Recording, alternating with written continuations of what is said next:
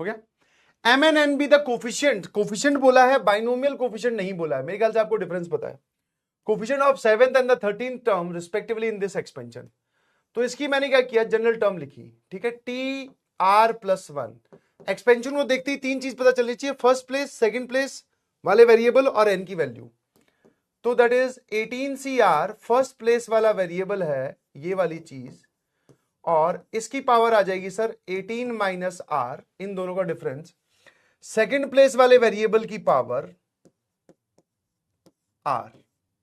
ठीक है भाई। अब जब भी आप ऐसे कभी जनरल टर्म लिख लो तो इसको सिंप्लीफाई जरूर कर लिया करो, दैट इज कांस्टेंट टर्म्स अलग और वेरिएबल की पावर्स अलग। सर ये आ गया 18CR 1/3 की पावर 18 माइनस आर, और सर यहां से आ जाएगा 1/2 की पावर आर। अब जरा देखना x की नेट पावर यहां से कितनी आ रही है। तो सर न्यूमरेटर में x की नेट पावर लिखी हुई है 18 माइनस आर अपॉन 3, और डिनोमिनेटर में सर ये r इससे मल्टीप्लाई होगा, तो डिनोमिनेटर में x की नेट पावर लिखी हुई है 2/2r अपॉन 3। इसको इधर जाके घटाया ऊपर दोनों, क्योंकि सेम नंबर है तो पावर सब्ट्रैक्ट हो जाएंगी। 18 minus R upon 3 minus 2r upon 3, तो 18 माइनस 3r अपॉन 3, जिसको आप बोल सकते हो x की नेट पावर आ गई 6 माइनस r। ठीक है, तो x की नेट पावर कितनी आ गई बेटा, 6 माइनस r, और ये है जी tr प्लस 1। ठीक है, ना। अब उसने बोला the coefficient of 7th term, मुझे अगर t7 चाहिए तो r की वैल्यू क्या पुट करूंगा, जल्दी से बताओ। फॉर t7 मैं r की वैल्यू 6 पुट करूंगा। तो t7 अगर मुझे चाहिए तो दैट इज सर 18C6 1/3 की पावर 18 में से 6 गए तो 12, और 1/2 की पावर 6, है ना। और सिर्फ कोफिशिएंट की बात कर रहा है, तो कोफिशिएंट इतना ही लिखा जाएगा बिकॉज वो वेरिएबल वाली पार्ट हो जाएगी। ठीक है जी, है ना। और फिर अगर मैं बात करूं द 13th टर्म, अगर मुझे टर्म 13 चाहिए तो आर की वैल्यू क्या पुट करूंगा, 12, ताकि यहां पे टी 13 बन जाए। तो चलिए सर ये बता दो ये कितना हो जाएगा, तो टी 13 में कोफिशिएंट कितना आ जाएगा,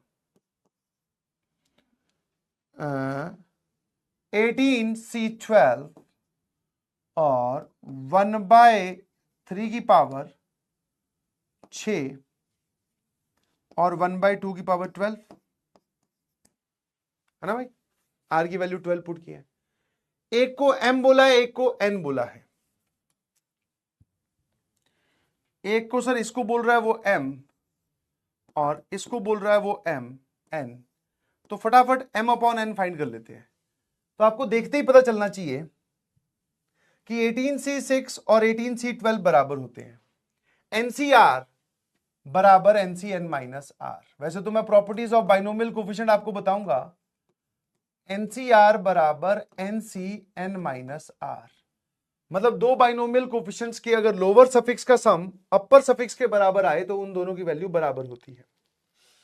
ठीक है सर, तो मैंने पूछा यार ये कितना बचेगा, सर ये पावर बचेगी 6 और ये पावर बचेगी 6। तो बेसिकली m अपॉन n कितना आ गया सर, ऊपर 1/3 की पावर 6 मतलब 3 की पावर 6 यहां बचा, और नीचे 1/2 की पावर 6, तो ये 2 की पावर 6 न्यूमरेटर में।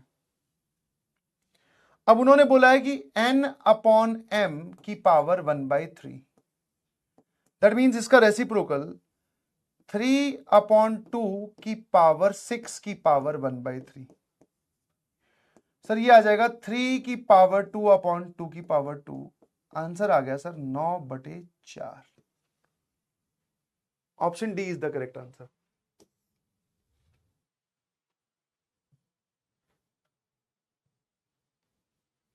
फोर्टी 43% जनता का सही जवाब है, बहुत बढ़िया। तो जनरल टर्म का सवाल बहुत इजी, समझ गए। जनरल टर्म मैंने आपको बोला था पावरफुल टूल है।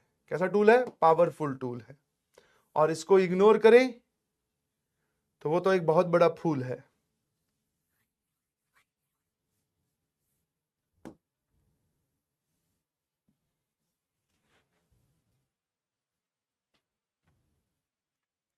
ए टिक कर दिया। छोटी छोटी गलतियों पे ध्यान दीजिए प्लीज। एक सवाल में जब आप जाएं तो वहां से जवाब सही करके आना है, ये अपने आप में एक बहुत बड़ा टास्क है। ठीक है, n अपॉन m पूछा है, m अपॉन n नहीं पूछा है।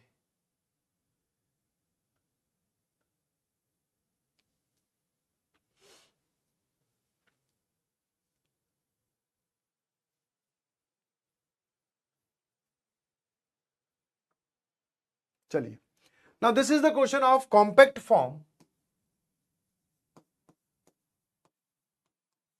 ये कॉम्पैक्ट फॉर्म का सवाल है and this is inspired from old IIT JEE का क्वेश्चन। ठीक है, इसको ध्यान से देखने के लिए आप क्या करो, ये वाला जो सिग्मा है इसको इधर भेज दीजिए इसके साथ। तो जो आपकी पहली टर्म है वो पता क्या बन जाएगी, सिग्मा के की वैल्यू 0 से लेकर एन सी के ये लिखा हुआ, और -1 की पावर के ये रहा, और 1/2 की पावर के ये रहा।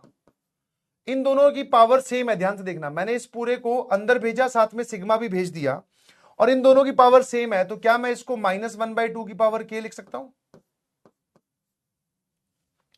अब आपका ध्यान मैं इस चीज की ओर ले जाना चाहूंगा कि कभी आपको ऐसा दिखाई दे, आर की वैल्यू 0 से लेकर एन एक एनसीआर की टर्म है, और एक ही वेरिएबल है जिसकी पावर आर है, तो मतलब फर्स्ट प्लेस वाला वेरिएबल 1 होगा, ये इसका एक्सपेंशन लिखा होता है। लिखने से पहले ये जरूर देख लें कि 0 से लेकर एन जा रहे हो कि नहीं जा रहे हो। तो वही एनसीआर बोल दो या के बोल दो, तो के की वैल्यू 0 से लेकर एन, एनसी के एक वेरिएबल की पावर के है, मतलब फर्स्ट प्लेस वाला वेरिएबल एन माइनस के हो जाएगा। आप चाहो तो इसको ऐसे लिख लो, 1 की पावर एन माइनस के, उससे कोई फर्क नहीं पड़ता, और -12 की पावर के।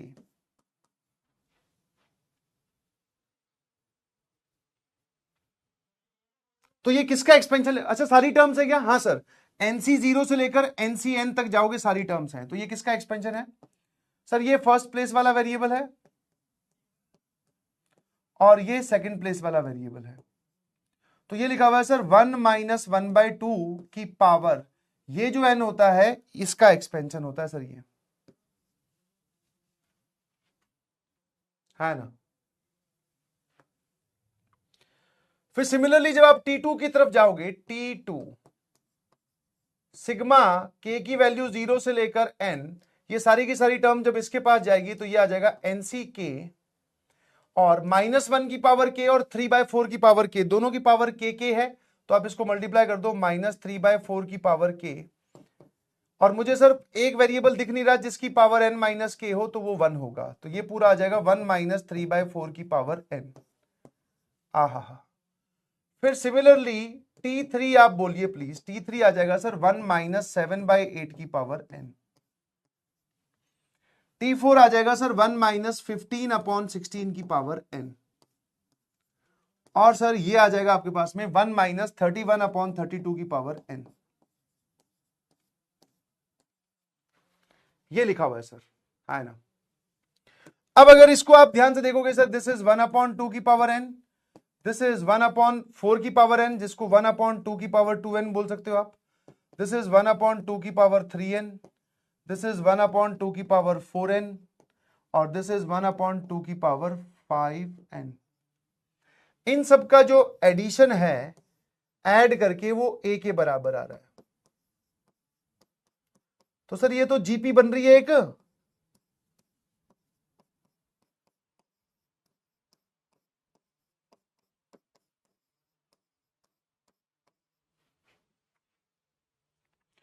वन अपॉन 2 की पावर 4n को ऐसे भी लिख सकते हो, 2 की पावर n की पावर 4। यस और नो? अब यार जीपी का सम पूछोगे क्या? सर क्यों नहीं पूछेंगे, पैसे दिए हैं। मैं कहा ठीक है। तो सर ये a, this is nothing but a GP,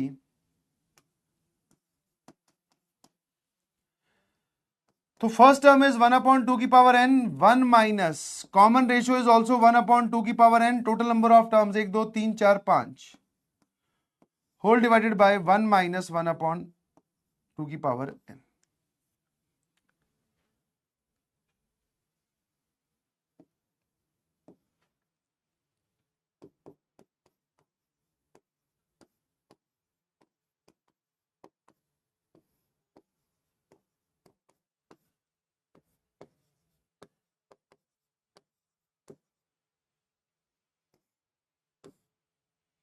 ये वाली टर्म बिल्कुल उठा के वहां लेके जाओ, तो दिस इज 2 की पावर 5n इंटू ए।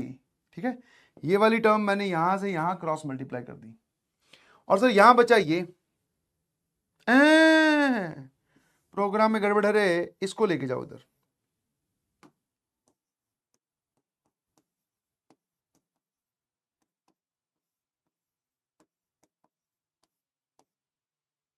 और ये लिखा हुआ 1/2 की पावर n-1। इसको इधर लेके गए,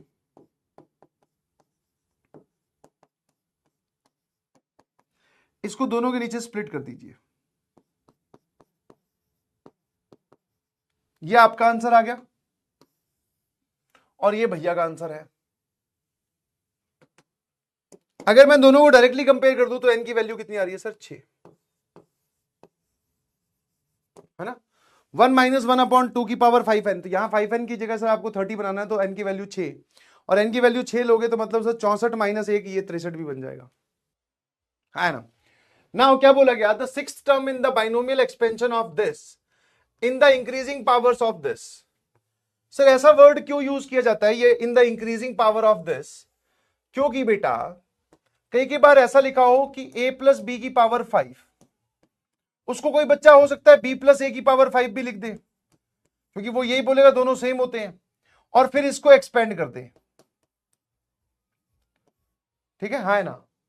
तो जब मैं चाहता हूं कि आपसे a + b का ही एक्सपेंशन आप लिखो, उसको a + b को b + a की पावर 5 लिखकर ना एक्सपेंड करो, तो मैं ऐसा बोलूंगा कि this expansion in the increasing power of the b।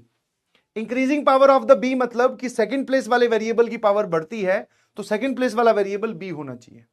मतलब आप इसको पलट के मत लिख देना भाई, ठीक है, क्योंकि उसने बोला इंक्रीजिंग पावर ऑफ दिस, और ये क्वांटिटी कहां प्रेजेंट है सर? सेकंड प्लेस वाले वेरिएबल में। तो मतलब इसको फर्स्ट प्लेस वाला वेरिएबल, इसको सेकंड प्लेस वाला वेरिएबल मानते ही आप इसको एक्सपेंड करना, इसको जगह पलट कर फिर मत एक्सपेंड कर देना, ठीक है ना। समझ गए कि नहीं समझे? वो बोल रहे हैं the sixth term in the binomial expansion is 21, मतलब आपको ये दे रखा है कि T6 इज 21, तो मैंने कहा ले भाई T6 लिख दे, जनरल टर्म वापस, ये है सर m, तो ये आ जाएगा MC5, क्योंकि T6 लिख रहे हो तो r की वैल्यू 5 होगी। जो फर्स्ट प्लेस वाला वेरिएबल है दैट इज 2 की पावर में लॉग, अच्छा मैं आपको एक चीज यहां पर शो करने की कोशिश करूंगा कि ये जो लिखा हुआ है ना, ये वाला, इसको ध्यान से देखना एक बार, ये क्या लिखा हुआ है? 2 की पावर में लॉग 2 और 10 - 3x। अब सर हम जानते हैं कि ये और ये अपनी जगह बदल लेता है, तो दिस इज 10 - 3 की पावर x की पावर में log 2 विद बेस 2। अब log 2 विद बेस 2 की वैल्यू जो है सर वो 1 होती है। इसका मतलब सर फर्स्ट प्लेस वाला वेरिएबल जो है, जो रूट के अंदर की क्वांटिटी है, वो तो ये लिखी हुई है, तो 10 - 3 की पावर x, और इस पे रूट भी था, इसको मत भूल जाना, तो पावर हाफ, इसकी नेट पावर आएगी m-5, ठीक है। और ये जो सेकंड प्लेस वाला वेरिएबल है सर, इसको भी देख लेते हैं, ये क्या लिखा हुआ है। मैं कहा देख भाई इसके अंदर वाला प्रोग्राम देख ले पहले, तो ये लिखा हुआ है बेटा 2 की पावर में x - 2 और log 3 विद बेस 2। तो अब ये 3 और ये 2 अपनी जगह बदल लेंगे, तो ये आ जाएगा 3 की पावर में x - 2 एज इट इज और log 2 विद बेस 2, और log 2 विद बेस 2 की वैल्यू क्या होती है सर? दैट इज 1, है ना। अब सर ये जो सेकंड प्लेस वाला वेरिएबल है उसके अंदर जो लिखा है सर, वो तो आपने ऐसे डिकोड कर लिया, दैट इज 3 की पावर x - 2, बट इसकी नेट पावर क्या है सर? दैट इज 1/5, और यहां से आपके पास में एक पावर आ जाएगी सर, दैट इज 5, और ये वाली पूरी वैल्यू आपको दे रखी है 21। कितने लोगों को बात समझ में? ईमानदारी से बताना कि सर आपने ठीक कर दिया, क्योंकि इनको जो सिंप्लीफाइड मैनर है वो मैंने सारा सारा यहां पे लिख के बता दिया। थोड़ा सा ध्यान से देखोगे सर, ये लिखा हुआ है MC5 10 - 3x की पावर, नेट पावर कितनी आ गई? m-5/2, और सर ये और ये कैंसिल हो जाएगा, तो ये आ जाएगा सर 3 की पावर x - 2 बराबर 21। इसको होल्ड पे रखिए अभी, ठीक है। If the binomial coefficient of second, third and the fourth term in AP in the expansion or respectively are in, नहीं, हाँ, the binomial coefficient of, सिर्फ बाइनोमियल कोफिशिएंट की बात की ध्यान रखना, the binomial coefficient of second, third and fourth term.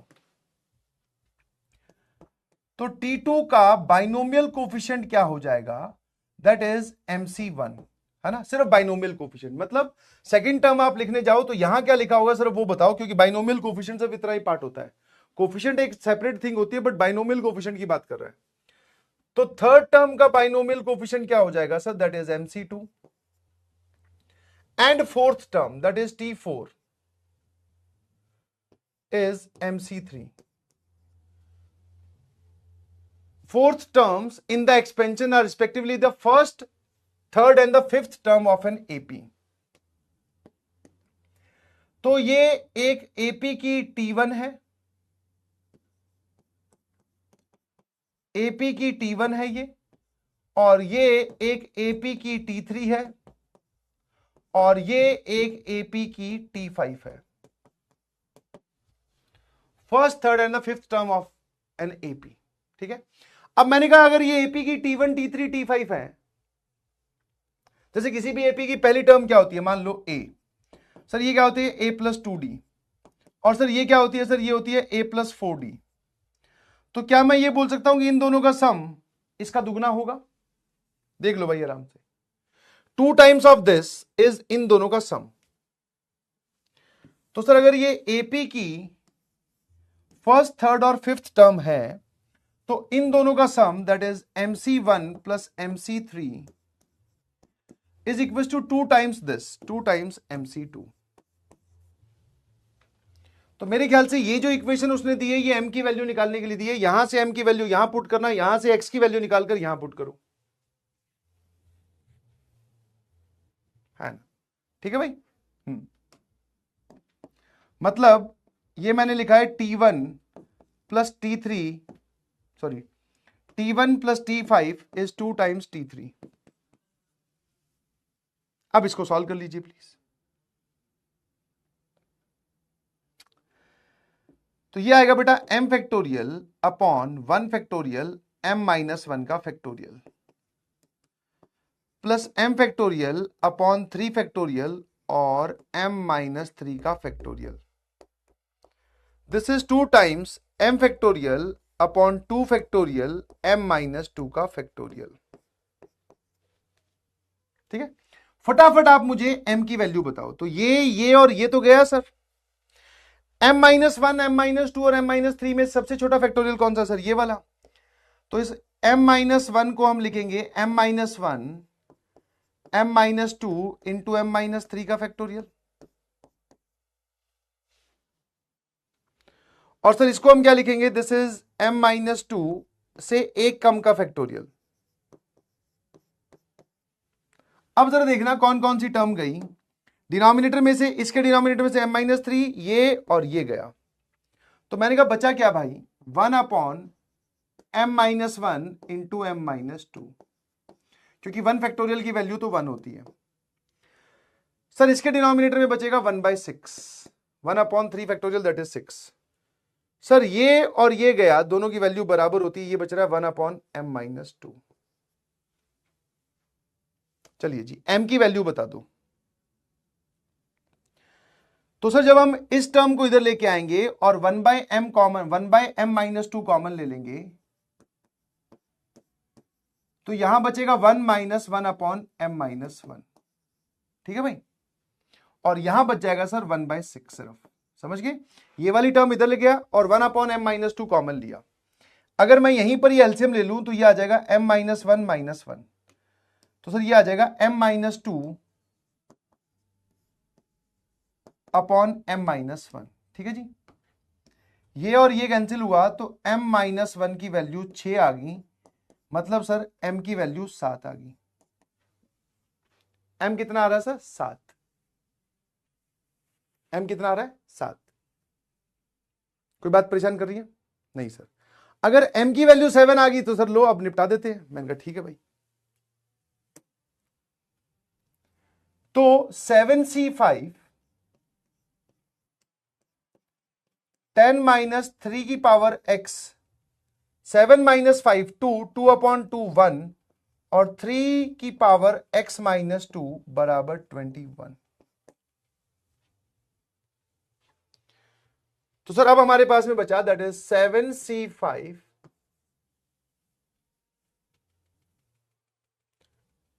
10 - 3 की power x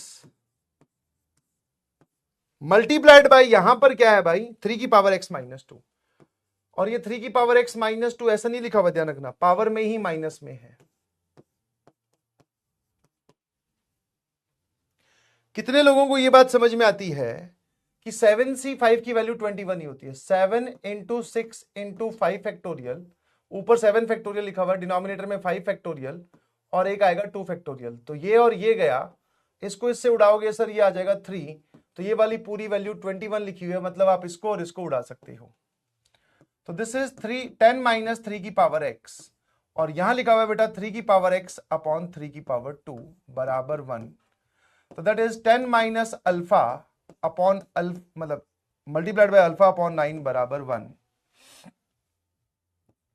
तो 10 अल्फा माइनस अल्फा स्क्वायर बराबर 9, alpha square minus 10 alpha plus 9 बराबर 0।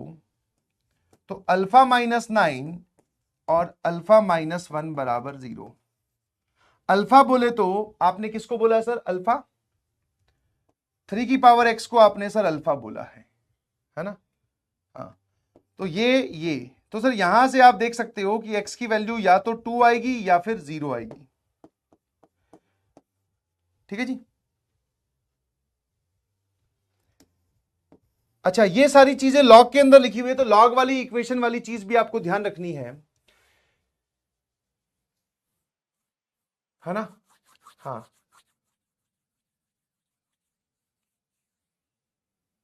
Then the sum of squares of possible values of x की पॉसिबल वैल्यूज के squares का सम,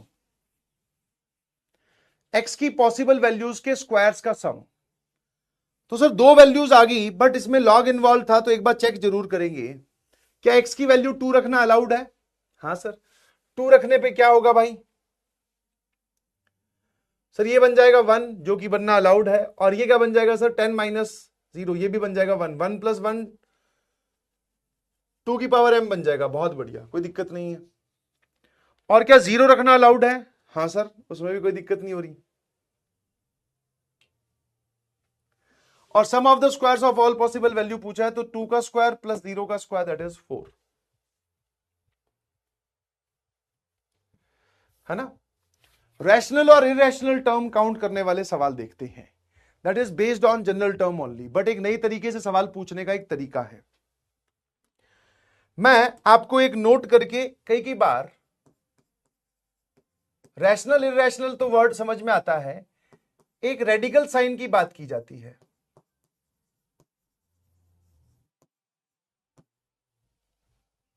ठीक है, अब रेडिकल साइन किसको बोलते हैं? थोड़ा टेक्निकल टर्म है। ऐसी पावर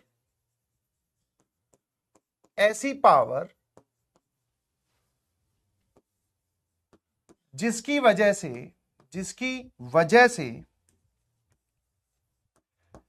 एक ऐसी पावर जिसकी वजह से वैल्यू इररेशनल आए, वैल्यू क्या आ जाए? इररेशनल। उस पावर को हम रेडिकल साइन बोलते हैं, जिसकी वजह से वैल्यू इररेशनल आए, उस पावर को हम क्या बोलते हैं? Radical sign. समझ गए? है ना? तो अगर मान लो कभी ऐसा लिखा हो term free from radical sign, term free from radical sign, कि कोई टर्म जो है वो रेडिकल साइन से मुक्त है, term free from radical sign, तो इसका मतलब क्या हो जाएगा भाई? दैट इज वैल्यू जो है वो कैसी आनी चाहिए? वैल्यू आनी चाहिए रैशनल, क्योंकि रेडिकल साइन से मुक्त है मतलब कि उसमें रेडिकल साइन नहीं है। रेडिकल साइन आपने बताया कि एक ऐसी पावर जो कि टर्म की वैल्यू इररेशनल बना दे। जैसे आप इन सभी पावर्स को रेडिकल साइन बोल सकते हैं। जैसे मान लो आपने लिखा 2 की पावर 5/4, ठीक है, 3 की पावर 1/7। ये जितनी भी पावर्स आपको दिख रही हैं, ये वाली पावर, इन सबको रेडिकल साइन बोला जाता है, क्योंकि इन सबकी वैल्यू इररेशनल आ रही है। समझ गए कि नहीं समझे? ठीक है, तो term free from radical sign मतलब वैल्यू उसकी रैशनल हो। ठीक है ना?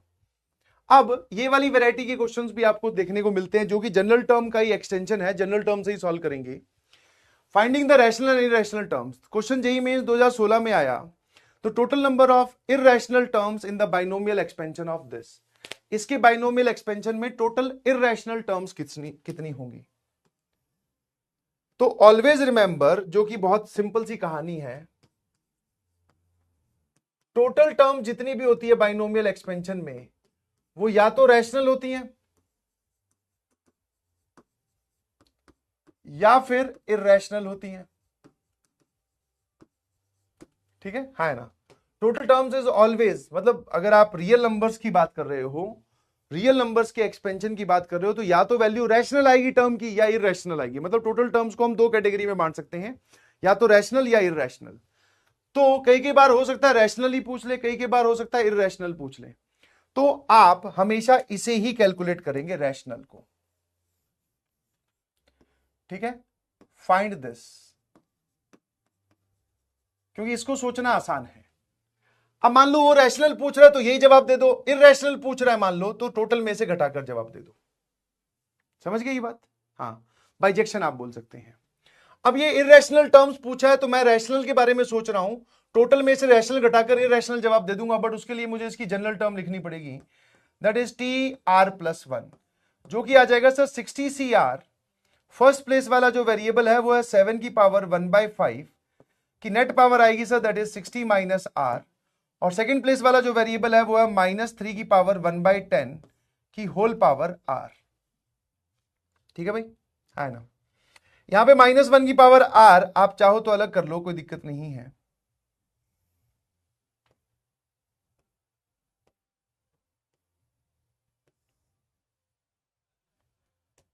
तो -1 की पावर R मैंने अलग कर लिया। तो देखो भाई, ये दोनों क्वांटिटी तो रैशनल है, सबको समझ में आता है, चाहे R आप कुछ भी लो, ये दोनों क्वांटिटीज कैसी हैं, रैशनल। ये दोनों टर्म्स कैसी हैं सर, रैशनल है। ठीक है, अब सर ये वाली टर्म्स भी रैशनल बन जाए, मतलब इनका जो रेडिकल साइन है, इनकी जो पावर है वो इंटीजर बन जाए। क्योंकि अगर सर पावर अगर इंटीजर नहीं बनी, पावर अगर इंटीजर नहीं बनी, मान लो पावर बच गई ऐसी कुछ 7 की पावर 2/5, तो ये वैल्यू कैसी हो जाएगी सर, इस पे रेडिकल साइन आ गया, इसकी वैल्यू इरैशनल आ रही है, मतलब पावर जो है वो इंटीजर बन जाए। तो मैंने कहा है यार, जो 7 की नेट पावर है वो कितनी है, दैट इज 60 -R/5, ये जो है ये क्या बन जाए, इंटीजर। और साथ साथ में सिर्फ इसका इंटीजर बनना जरूरी नहीं है, इसकी पावर का इंटीजर बनना जरूरी नहीं है, इसकी पावर का भी इंटीजर बनना जरूरी है। R/10 को भी क्या होना पड़ेगा सर, एक इंटीजर होना पड़ेगा। और ये दोनों काम एक साथ होने चाहिए, मतलब दोनों का हम इंटरसेक्शन लेंगे।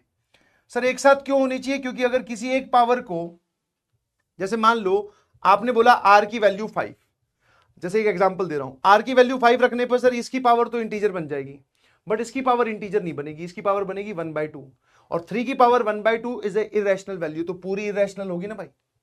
समझ गए कि नहीं समझे? तो दोनों की पावर हमने क्या देखा, इंटीजर हो जाए। अब जब आप एनसीआर लिखते हो तो आपको मैं ये बता चुका हूं, फिर भी बता दूं, जो आर की वैल्यू होती है वो 60 और 0 के बीच में होगी, और आर कैसे होंगे सर, होल नंबर। अब इस पार्ट को पकड़ के सोचना बहुत आसान है कि आर की कौन कौन सी वैल्यू है कि ये पूरा फ्रैक्शन इंटीजर आए।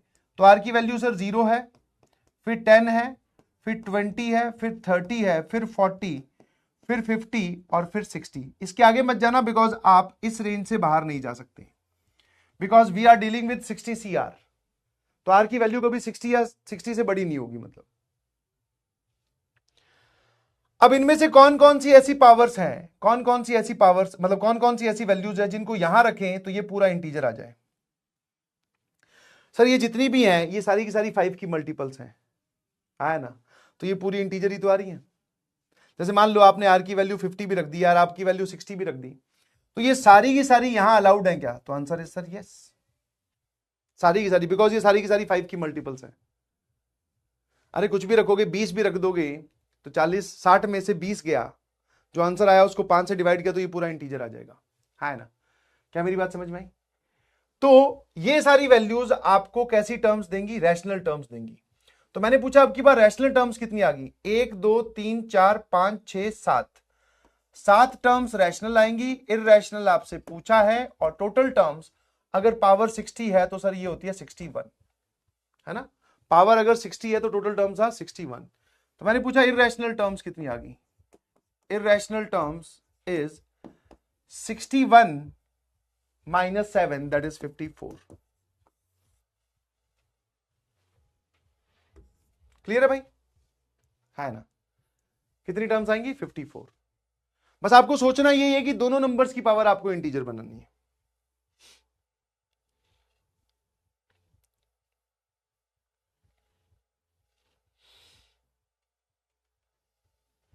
ये आपका डू इट बाय योरसेल्फ हो गया, आंसर भी लिखा हुआ है इसलिए मैं इसका नंबर नहीं मेंशन कर रहा हूं। ये आपका डू इट बाय योरसेल्फ हो गया। अब की बार नंबर ऑफ इंटीग्रल टर्म्स बोल रहा है, नंबर ऑफ इंटीग्रल टर्म्स बोल रहा है। तो रैशनल और इंटीजर में थोड़ा फर्क है भाई, क्योंकि अगर आपको रैशनल बनाना है, ध्यान सुनना, मैं आपको एक सिंपल सी कहानी बताता हूं। अगर आपको रैशनल टर्म बनानी है तो 3 की या 7 की पावर -2 इज अलाउड। अगर आपको रैशनल बनाना है तो दैट इज 7 की पावर -2 इज अलाउड। बट अगर आपको इंटीजर बनाना है तो 7 की पावर -2 इज नॉट अलाउड।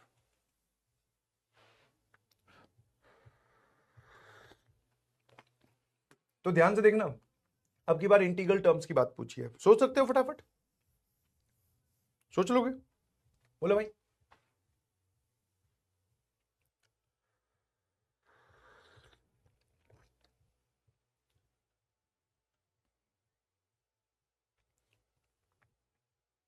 सोच सकते हो नहीं सोच सकते, ये बताइए। अरे जनरल टर्म लिखो, सोचा ही पड़ा है यार, उसमें कुछ नहीं है। इंटीजर है तो बस ये ध्यान रख लेना कि पावर रैशनल के साथ साथ या इंटीग्रल के साथ साथ पॉजिटिव इंटीजर हो जाए। ओए हाँ सोचिएगा प्लीज, पॉजिटिव इंटीजर ओनली, और जीरो भी चल सकता है।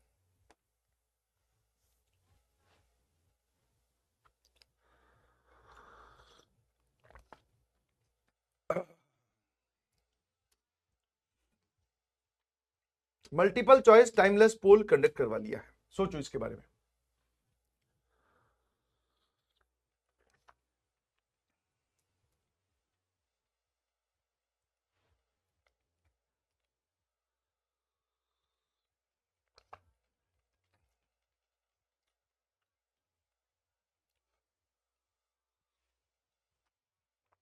अब सर इसमें क्या खास बात है, ये किसी मतलब आप ऐसा बोल सकते हो ये आपके मॉड्यूल का ही सवाल है। हाँ, इसमें बेसिकली हो क्या रहा है, इसमें रैशनल इरेशनल के साथ एक चीज ध्यान से देखना, जितने भी आपसे ये वैरायटी के क्वेश्चन पूछे जाते हैं ना, इसमें यहां पर और यहां पर ये प्राइम नंबर्स होने चाहिए, मतलब आपस में उनका जो एलसीएम आए वो 1 आना चाहिए। 7 और 3 प्राइम नंबर्स होने चाहिए, मतलब दोनों का एलसीएम जो है वो 1 आए। सॉरी एचसीएफ बोल रहा हूं। बट सर यहां पर एक मजे की कहानी है सर, एक है 4 एक है 6, समझ गए कि नहीं समझे। तो इसमें एक हल्का सा मैं आपको एक मतलब इसमें स्टार या नोट करने वाली बात, बाकी तो सोचने का थॉट एकदम सेम है, बस इसमें थोड़ी सी जीडीबीडी ये हो सकती है कि आप जब इसकी जनरल टर्म लिखो that is 20 CR, first place वाला वेरिएबल 4 की power 1/3 net power 20 minus R, second place वाला वेरिएबल है 6 की पावर -1/4 की पावर आर। सर ये दोनों अब की बार प्राइम नंबर नहीं है, ये दोनों अब की बार प्राइम नंबर नहीं है। क्या मेरी बात समझे। तो सर अगर ये प्राइम नंबर नहीं है तो मैंने कहा प्राइम नंबर अलग करो, क्योंकि ये लिखा हुआ है 2 की पावर समथिंग, ये लिखा हुआ है 2 × 3 की पावर समथिंग। तो इसमें एक स्टेप आपका हल्का सा बढ़ गया सिंप्लीफिकेशन में।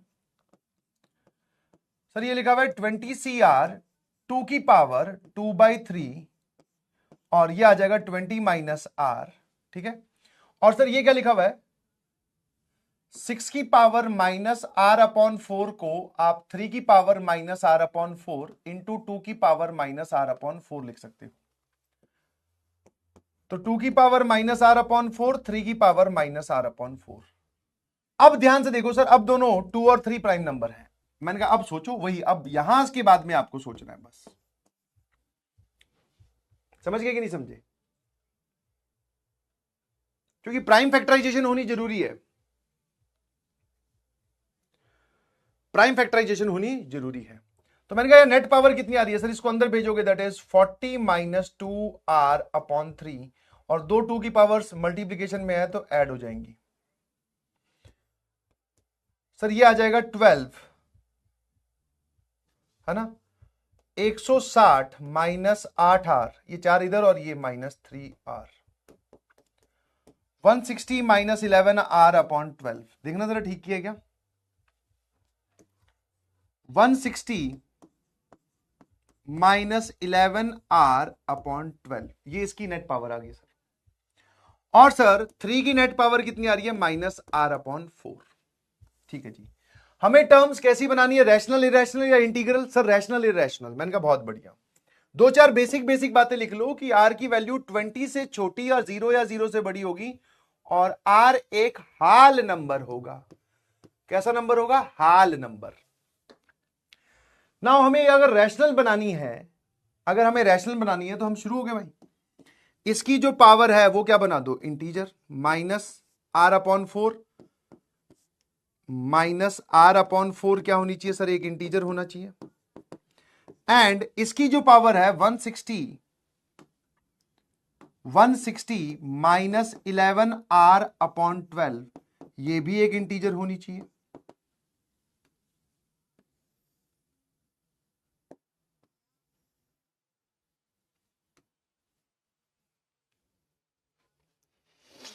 तो एक बार बताओ, पहले इस चीज को सोचो, ठीक है, जो वीक टारगेट होता है ना, पहले उसको निपटाओ। सर माइनस r/4 को इंटीजर बनाना चाहते हो तो r की वैल्यू 0, फिर 4, फिर 8, फिर 12, ऐसे करते करते सर कहां तक जाएगा, 20 तक। तो सर ये तीन ही वैल्यू, मतलब 0, 4, 8, 12, 16 और 20, ये 6 वैल्यूज ही आ सकती हैं, है ना, ये 6 वैल्यूज ही आ सकती हैं। फिर इनमें से वैल्यू डाल डाल के देखो कौन कौन सी सेटिस्फाई कर रही है। तो r बराबर 0 इज सेटिस्फाइंग, तो answer is sir no. r बराबर 0 रखोगे 160/12 इंटीजर नहीं होता। r बराबर 4 इज सेटिस्फाइंग, तो सर 160 माइनस 44, या फिर एक काम करो, अगर आप इसको ध्यान से सोचना चाहते हो तो 160 के आसपास 12 का मल्टीपल देख लीजिए, 12 इंटू 12 144 होता है क्या, तो 144 प्लस यहां कितना हो जाएगा, 16 माइनस 11r/12, और ये इसको ऐसा लिख लूं। अब से देखो ये तो इंटीजर है ही है, ये तो 12 लिखा ही हुआ है, हमें सिर्फ इसके इंटीजर होने पे फोकस करना है। तो r की वैल्यू अगर मैं 4 रखूं तो 16 माइनस 44/12, सर ये कितना आ गया, ये हमारे पास में आ गया 8, 28/12 आ रहा है नेगेटिव का, है ना। तो सर ये भी सेटिस्फाई नहीं कर रहा। r की वैल्यू अगर मैं 8 की बात करूं तो 88 माइनस 16, ये 2, और ये कितना आ जाएगा सर, 72, हाँ ये आ जाएगा माइनस 72/12, हाँ सर ये इंटीजर बन जाएगा, तो दिस इज सेटिस्फाइंग। फिर r की वैल्यू सर 12, सर 12 सेटिस्फाई करवाओगे तो ये तो कभी इंटीजर आएगा ही नहीं, देख लो चाहो तो। फिर r की वैल्यू 16, सर वो भी सेटिस्फाई नहीं कर रही, है ना, आप 16 कॉमन लोगे तो ये आ जाएगा -10, ये भी इंटीजर नहीं बन रहा। और r की वैल्यू 20 रखने पे सर, 20 रखने पे सर बात बन जाएगी, क्योंकि ये बन जाएगा कितना, 220 में से 16 गए, 220 में से 16 गए तो ये बच गया 204, और 204 बड़ा, हाँ 84, बिल्कुल सही, सेट हो गया।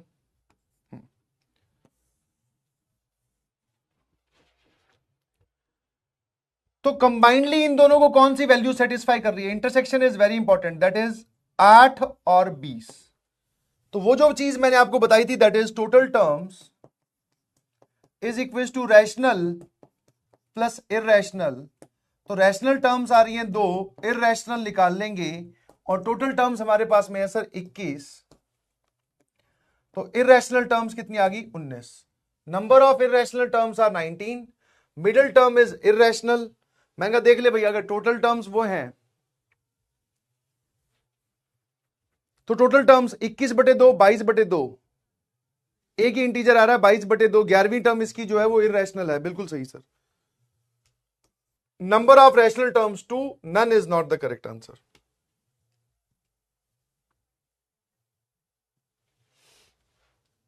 उरे दादा सीख गई है रिपब्लिक, यही तो चाहता था मैं। चलिए एक और सवाल देखेंगे।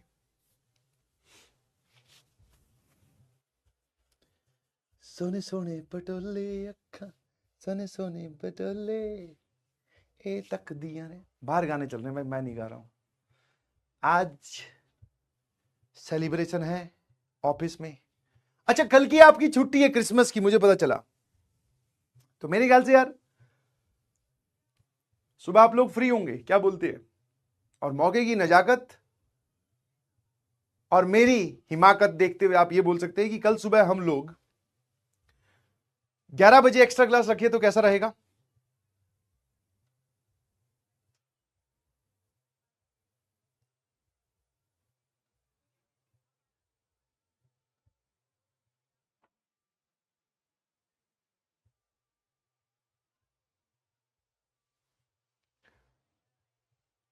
रिकॉर्डेड दे दूं?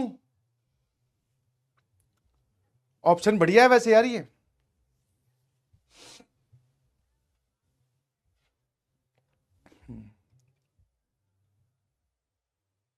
8:30 बजे बोले ऐसे टाइम बोलो मास्टर खुद ही मना कर दे। बोले सर एक काम करो सुबह 8:30 बजे ही आ जाना। अबे यार ऐसे क्यों करते हो मेरे साथ? चलो फिर रिकॉर्डेड दिया।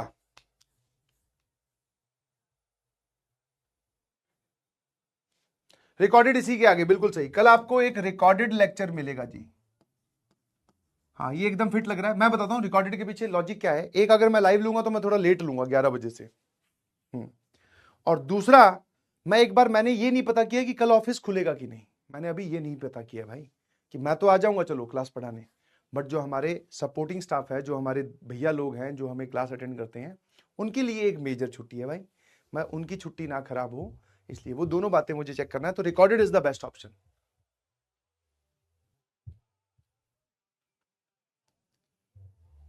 ड्यूरेशन कुछ नहीं, वही पिछली क्लास वाला जैसा था, 2 घंटे मैक्सिमम। मैक्सिमम 2 घंटे कोशिश करूंगा, मैक्सिमम 2 घंटे, उससे ऊपर नहीं खींचेंगे, ठीक है?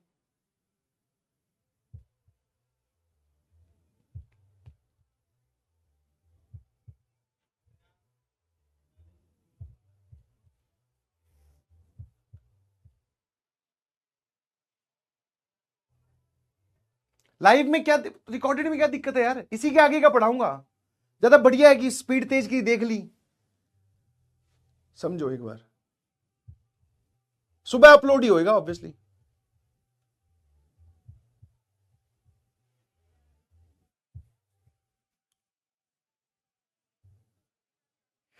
Done, recorded. The number of integral terms in this expansion is exactly 33. Exactly 33. अब की बार n की वैल्यू पूछे, the least value of n। तो मैंने क्या किया, इसका वापस से जनरल टर्म लिखा, दैट इज NCR 3⁻1/2 की पावर n माइनस r और 5⁻1/8 की पावर r। तो सर आप बोलोगे कि अब की बार n माइनस r/2 ये भी इंटीजर होना चाहिए, इंटरसेक्शन विद r/8। मैंने ये चेक कर लिया कि 3 और 5 प्राइम नंबर होते हैं और ये भी इंटीजर होना चाहिए।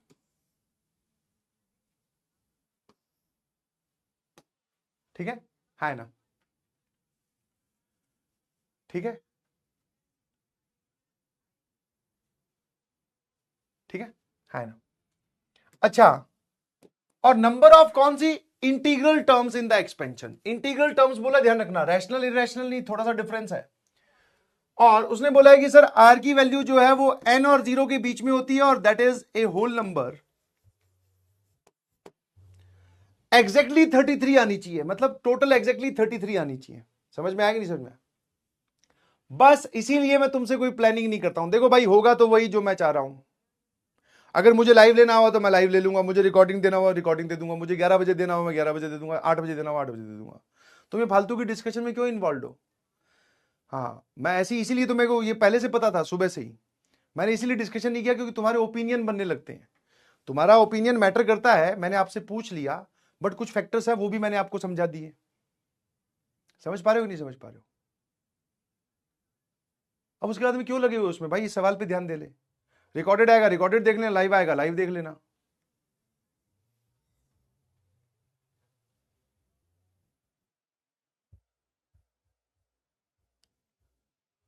बस मैजिक बटन दबाना नहीं चाह रहा हूं। मूड आज ठीक है बट नहीं भाई बोले तेरा मूड ठीक कैसे है भाई? रुक जा अभी ठीक कर देता हूं मूड तेरा मैं। अच्छा चलिए जी,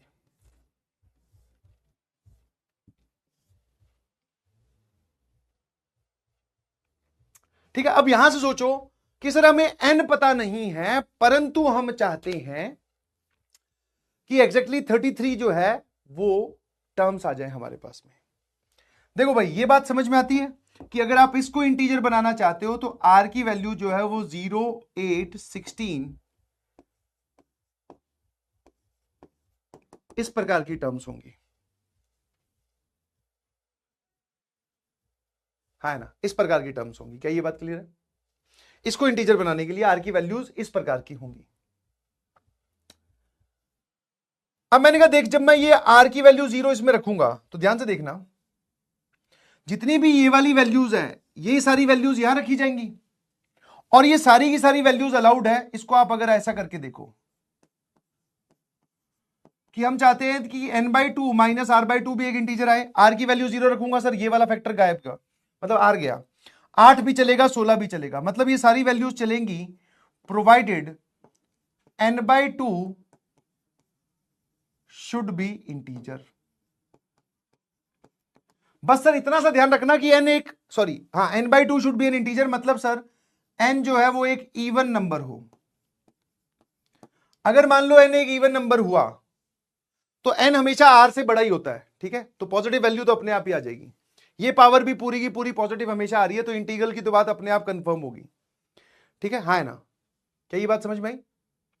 तो सर ये सारी वैल्यूज यहां रखनी अलाउड है क्योंकि ये पार्ट इतना इंटीजर बन जाएगा। बस आप ये ध्यान रख लेना कि n/2 भी इंटीजर आए। मैंने कहा ठीक है, n/2 को इंटीजर होने के लिए n क्या होना चाहिए? इवन नंबर, है ना?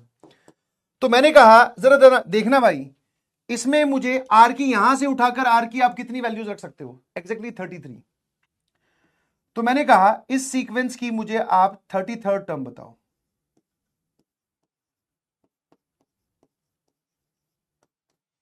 हाँ सोचते जाना कि मैं कहां तक इसको वैल्यू को रखूं। पहली टर्म 0 है, दूसरी टर्म 8 है, ए पी ध्यान रखना। तो a plus 33 minus 1 into common difference that is 8, तो 32 इंटू 8 16, 24 और 1 25, 256 आ गया। इस सीक्वेंस की 33rd टर्म आएगी 256, क्योंकि ये एक एपी है जिसकी पहली टर्म 0 है, कॉमन डिफरेंस 8 है ना? समझ में आया? तो अगर सर आप ये सारी आर की वैल्यूज यहां रख दो, ठीक है? अब मैंने कहा ध्यान सुनना, एन क्या क्या हो सकता है? एन क्या क्या हो सकता है सर? एन जो है वो आर से बड़ा होना चाहिए। अच्छा, इससे जो अगली टर्म आएगी, इसकी इसी सीक्वेंस में जो अगली टर्म आएगी, इसमें 8 और जोड़ दो, दैट इज 264, है ना? हाँ, क्या ये रखना, ये रख सकते हैं हम? तो आंसर इज सर नो, ये नहीं रख सकते। इसका मतलब जो हमारा एन है, एन वो 256 और 264 के बीच में कुछ होना चाहिए, 264 से छोटा। मतलब एन की वैल्यू यही हो सकती है, जरा देखना। 256, 257 नहीं हो सकता बिकॉज हमें इवन चाहिए, तो 258, 259 भी नहीं हो सकता क्योंकि हमें इवन चाहिए, तो दैट इज सर 260, फिर 262, बस यही वैल्यूज हो सकती है सर, है ना? अगर मान लो सर n की वैल्यू 264 होगी तो मैंने कहा अगर n की वैल्यू 264 होगी तो n और r बराबर हो सकते हैं, तो r की वैल्यू भी 264 हो सकती है। r की वैल्यू 264 होगी तो ये अमाउंट जो है वो 33 ना होकर 34 हो जाएगा। तो सर n की वैल्यू 264 तो नहीं हो सकती। तो 264 और 256 के बीच में जितने भी इवन नंबर्स आते हैं वो सारी पॉसिबल वैल्यूज ऑफ n है। जो लोग बोल रहे हैं कि 264 क्यों नहीं, क्योंकि अगर n 264 हो गया तो r भी 264 हो सकता है। n is less than equals to r, less than equals to r, sorry, r is less than equals to n, तो r भी तो 264 हो सकता है भाई।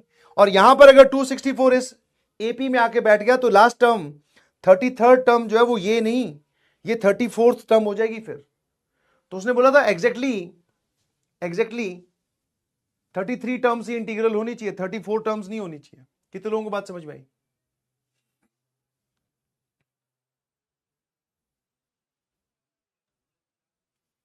हाँ, तो n की जो लीस्ट वैल्यू है, इनमें से ये सारी पॉसिबल वैल्यूज, मान लो ये सवाल ऐसे भी पूछ सकता था, possible values of n, possible values of n वो आती 4, सबसे छोटी वैल्यू है दैट इज 256।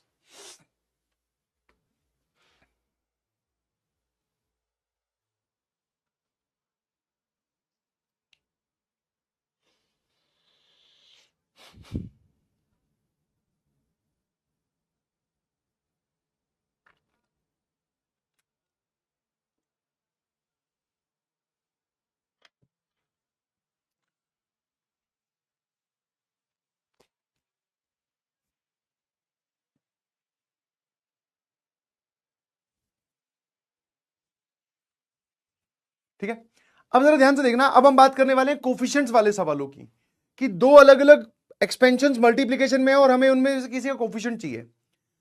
तो बेसिकली आपको बस एक चीज समझनी है कि जब दो ब्रैकेट या दो से ज्यादा ब्रैकेट्स आपस में मल्टीप्लिकेशन में हो तो मल्टीप्लिकेशन की हर एक टर्म बनती कैसे है।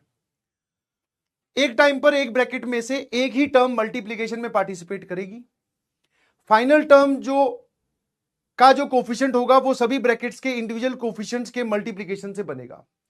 फॉर एग्जाम्पल मैं इससे ये समझाना चाह रहा हूं दोस्तों कि मान लो मैंने ऐसा लिखा,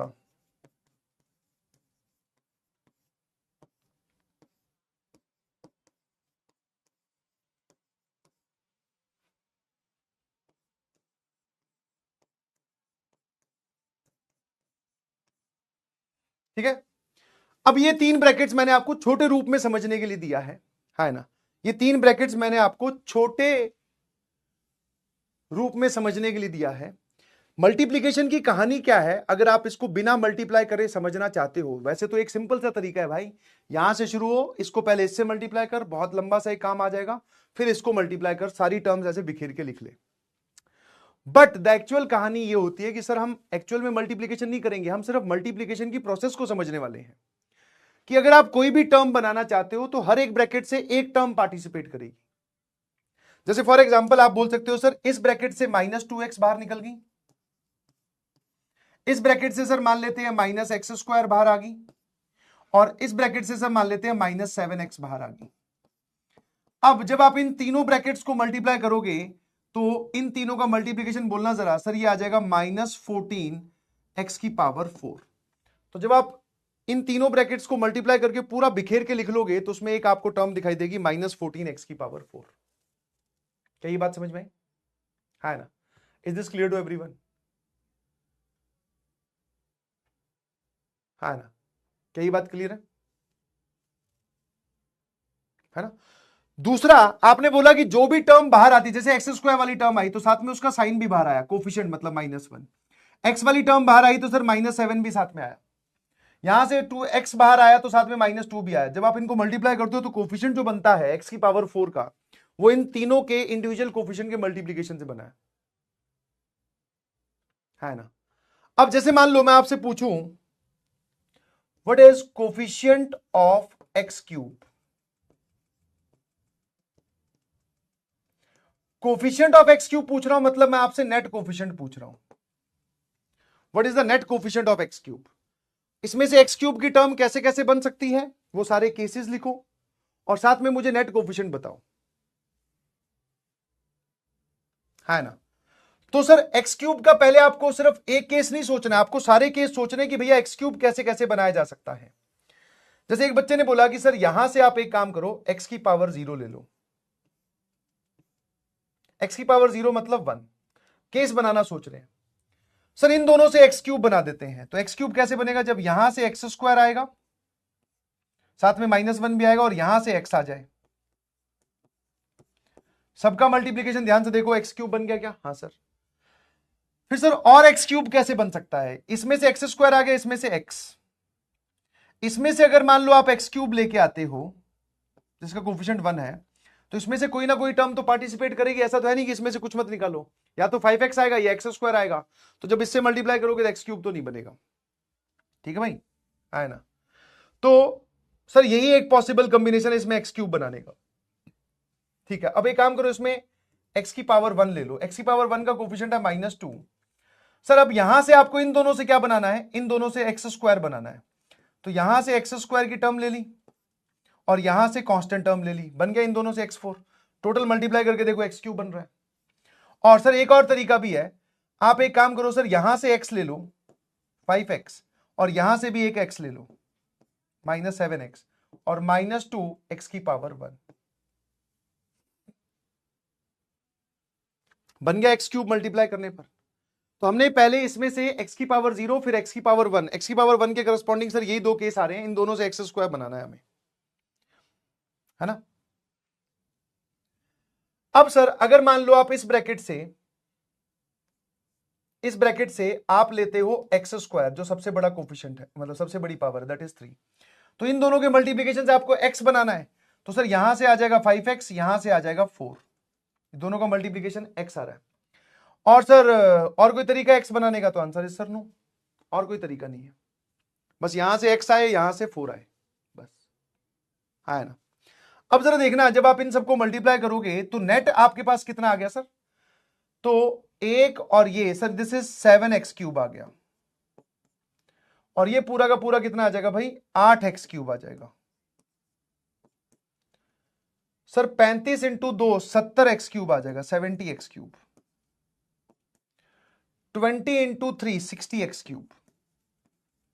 तो सर मल्टीप्लीकेशन करने के बाद में जब आप सारी टर्म्स को ऐसे बिखेर के या पूरे लाइन वाइज लिखोगे तो उसमें ऐसी 4 टर्म्स आएंगी जिनमें x³ आएगा। तो सर ये सारी टर्म्स तो जुड़कर एक बन जाएगी। ठीक है, 130 और 15 145, दिस इज 145x³। बोलो भाई, क्या आपको कोफिशिएंट वाली बात समझ में आएगी नहीं आई? कि हर एक टर्म से एक ब्रैकेट में, मतलब एक टर्म, मतलब एक किसी भी टर्म को बनाने के लिए एक ही टर्म आगे आती है ना? अब इसमें से एक बच्चा ऐसे सोचता है कि सर एक काम करते हैं x³ ऐसा भी बन जाएगा। मैंने कहा कैसे भाई? बोले सर इसमें से x ले लो और इसी में से x² ले लो बन गया x³। नहीं बनेगा भाई, दोनों टर्म्स तू एक ही ब्रैकेट से कैसे निकाल रहा है? ठीक है, तो ये होता है मल्टीप्लीकेशन की कहानी। अब इसी को ही बड़े बड़े लेवल पे सोचते हैं, जैसे फॉर एग्जांपल ये वाला सवाल। इस सवाल की अपीयरेंस आपको कुछ बताती है, और यहां पर मैं एक नोट बताऊंगा। बिफोर फाइंडिंग कोफिशिएंट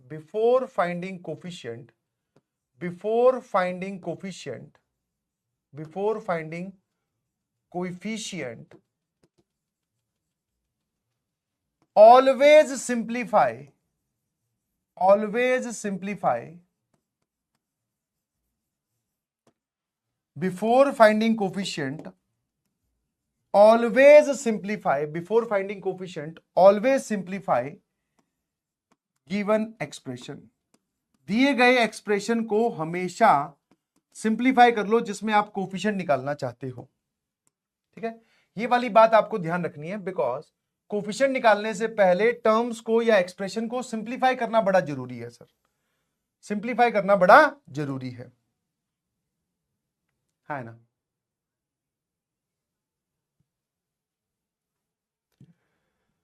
अब जैसे फॉर एग्जांपल उसने बोला कि एक एक्सपेंशन है और ये मल्टीनोमियल है भैया, ये बाइनोमियल नहीं है। देखो ध्यान से कितनी टर्म्स है जिसकी पावर लगा रखी है, 15 पावर में रखा हुआ है ना। तो ये मल्टीनोमियल होगी सर, है ना? और वो बोल रहा है कि जब आप इसको ओपन करोगे, ये भी एक तरीका है, वे ऑफ रिप्रेजेंटिंग है, कि जब आप इसको ओपन करोगे तो ऐसी सारी टर्म्स लिखी जाएंगी। a0 x की पावर 0 का कोफिशिएंट, a1 x की पावर 1 का कोफिशिएंट, a2 x की पावर 2 का कोफिशिएंट। उसने बोला है a5 बताओ। What is a5? That is coefficient of x की पावर 5 आपसे पूछा है, दैट इज a5, है ना। अब सर मुझे कोफिशिएंट ऑफ x की पावर 5 इसमें निकालना है, तो मैंने कहा देख मैं इसको सिंप्लीफाई कर सकता हूं बिकॉज मुझे ये फैक्टराइज होती हुई दिखाई दे रही है। तो 1 प्लस एक्स को एक साथ लिखा, इन दोनों में से एक्स स्क्वायर ले लिया कॉमन, ये भी आ जाएगा सर 1 प्लस एक्स की नेट पावर सर ये आ गई 15, और 1 प्लस एक्स और 1 प्लस एक्स मैंने फिर से कॉमन निकाल दिया, और यहां लिखा हुआ है सर 1 प्लस एक्स स्क्वायर की पावर नेट 15। तो दैट मीन्स अब सवाल जाकर यह बन गया कि कोफिशिएंट ऑफ एक्स की पावर 5, कोफिशिएंट ऑफ एक्स की पावर 5 इन द एक्सपेंशन या in the multiplication of this, ये पावर 15 और 15 दोनों पे बढ़ जाएगी।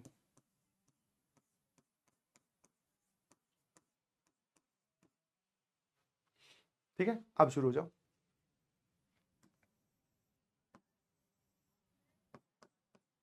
अब सर अगर आप x की पावर 5 का कोफिशिएंट जानना चाहते हो तो पहले तो आपको इन दोनों ब्रैकेट्स को थोड़ा सा ध्यान से बस देखना है कि सर हमें पता है अगर हम इसको एक्सपेंड करें 1 प्लस एक्स की पावर 15 को, तो इसका एक्सपेंशन कुछ ऐसा आएगा, that is 15c0 plus 15c1 x की पावर 1, फिर 15c2 एक्स की पावर 2, कहां तक 15c15 एक्स की पावर 15।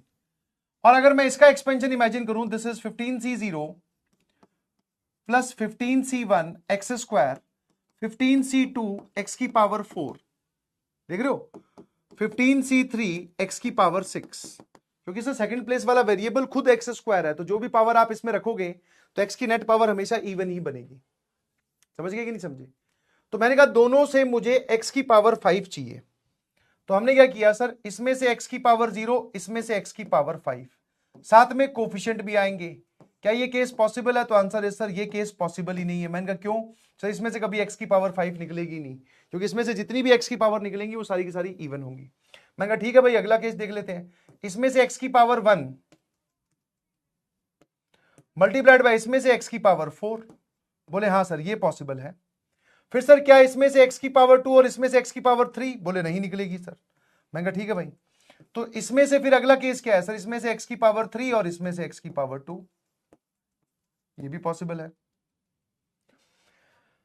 फिर सर इसमें से x की पावर 5 निकल जाए और इसमें से x की पावर 0 निकले, हाँ ये भी पॉसिबल है। ठीक है, हाँ ना।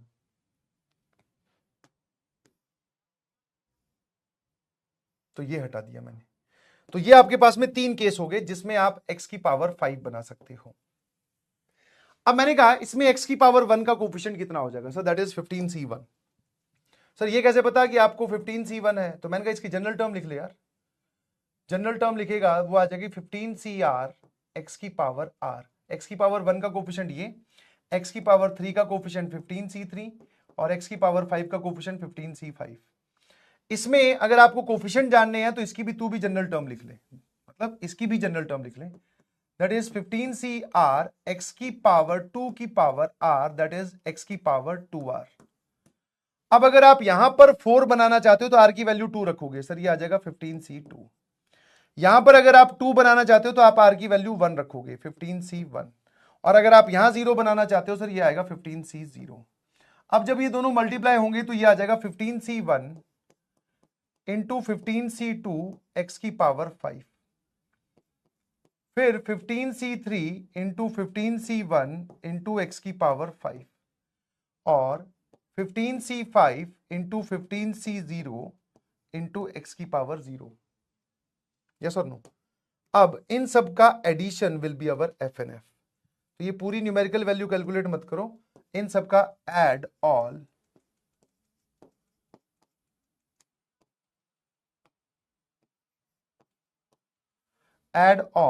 And get F N F. ठीक है, ये कैलकुलेट करने की जरूरत नहीं है। ठीक है भाई, क्या ये बात क्लियर है? तो ऐसे सोचते हैं। अब उसने बोला also find the total number of terms, और यहां से आपको एक टोटल नंबर ऑफ टर्म सोचने का एक थॉट मिलेगा। तो जरा देखना,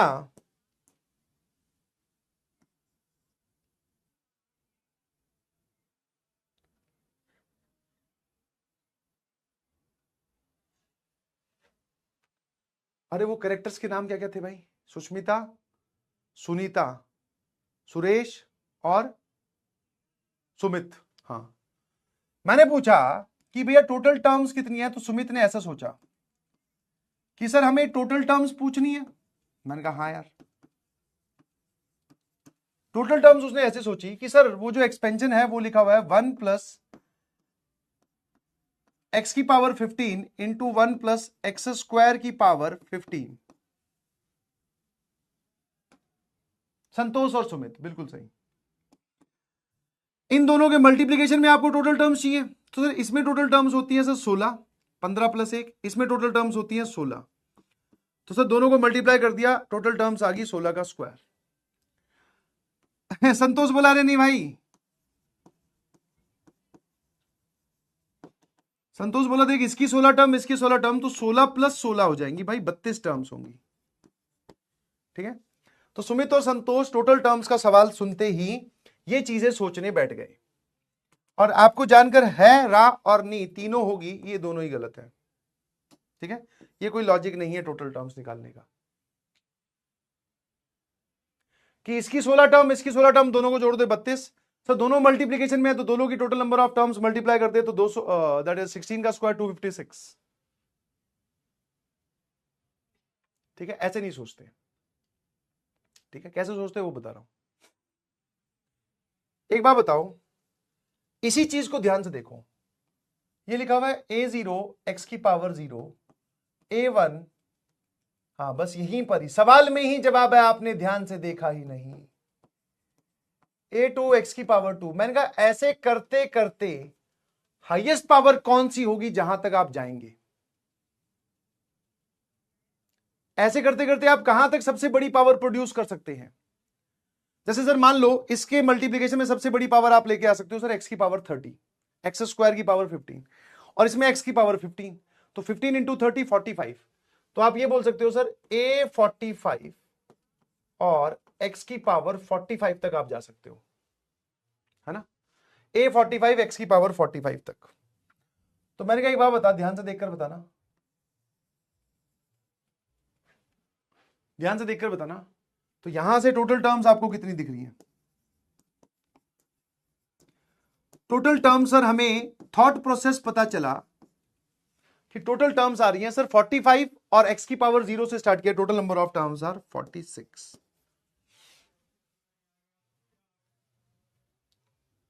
हाँ ना, टोटल टर्म्स कितनी होगी सर 46।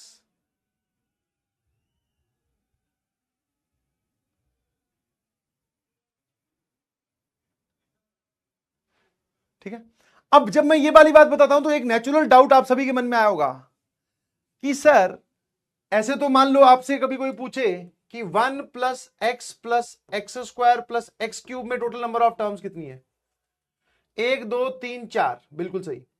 बट सर इसमें अगर टर्म पूछे तो दैट इज हाईएस्ट पावर को देखकर आप जवाब दे रहे हो, तो इसमें टोटल नंबर ऑफ टर्म्स तो 3 है। इसमें और इसमें डिफरेंस क्या है सर, इसमें एक्स स्क्वायर की टर्म आ रही है, इसमें एक्स स्क्वायर की टर्म नहीं आ रही। तो एक बच्चे का नेचुरल डाउट आया, जो कि आना चाहिए सभी को, आ भी रहा होगा, कि सर व्हाट अबाउट इनमें से बीच में से कोई एक कोफिशिएंट गायब हो, मतलब एक्स की कोई पावर बन ही ना रही हो। मतलब ऐसा भी तो हो सकता है कि एक्स की पावर 27 ना आ रही हो, आपने उसको भी एक टर्म गिन लिया और आपने सर आगे पीछे गड़बड़ कर दी। तो मैंने कहा उसका जवाब आपको यहां से मिलेगा, is there any possibility of getting x की पावर 27। हाँ सर, कोई भी एक रैंडम पॉसिबिलिटी बता दो सर। हाँ, एक्स की पावर 20 यहां से निकले और 7 यहां से निकले, तो एक्स की पावर 27 आ गया। मैंने कहा और पूछ, बोले सर एक्स की पावर 33। मैंने कहा एक्स की पावर 30 यहां से निकले और 3 यहां से निकले, दोनों मिलके हो गए ना मल्टीप्लाई 33, क्योंकि यही चीज तो मैंने ऐसे लिखी हुई है, तो एक्स की पावर 33 भी आएगी। और पूछ सर एक्स की पावर 29, तो मैंने कहा ये ले भाई, एक्स की पावर यहां से निकले तेरा 24, निकल सकती है ना 2 का मल्टीपल, और यहां से निकले एक्स की पावर 5।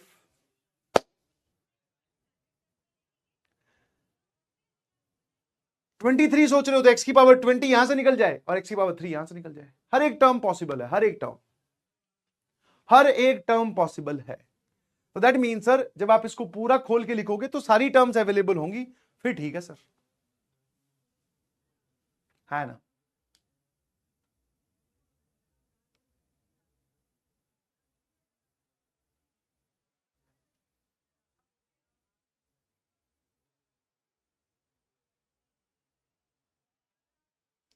क्लियर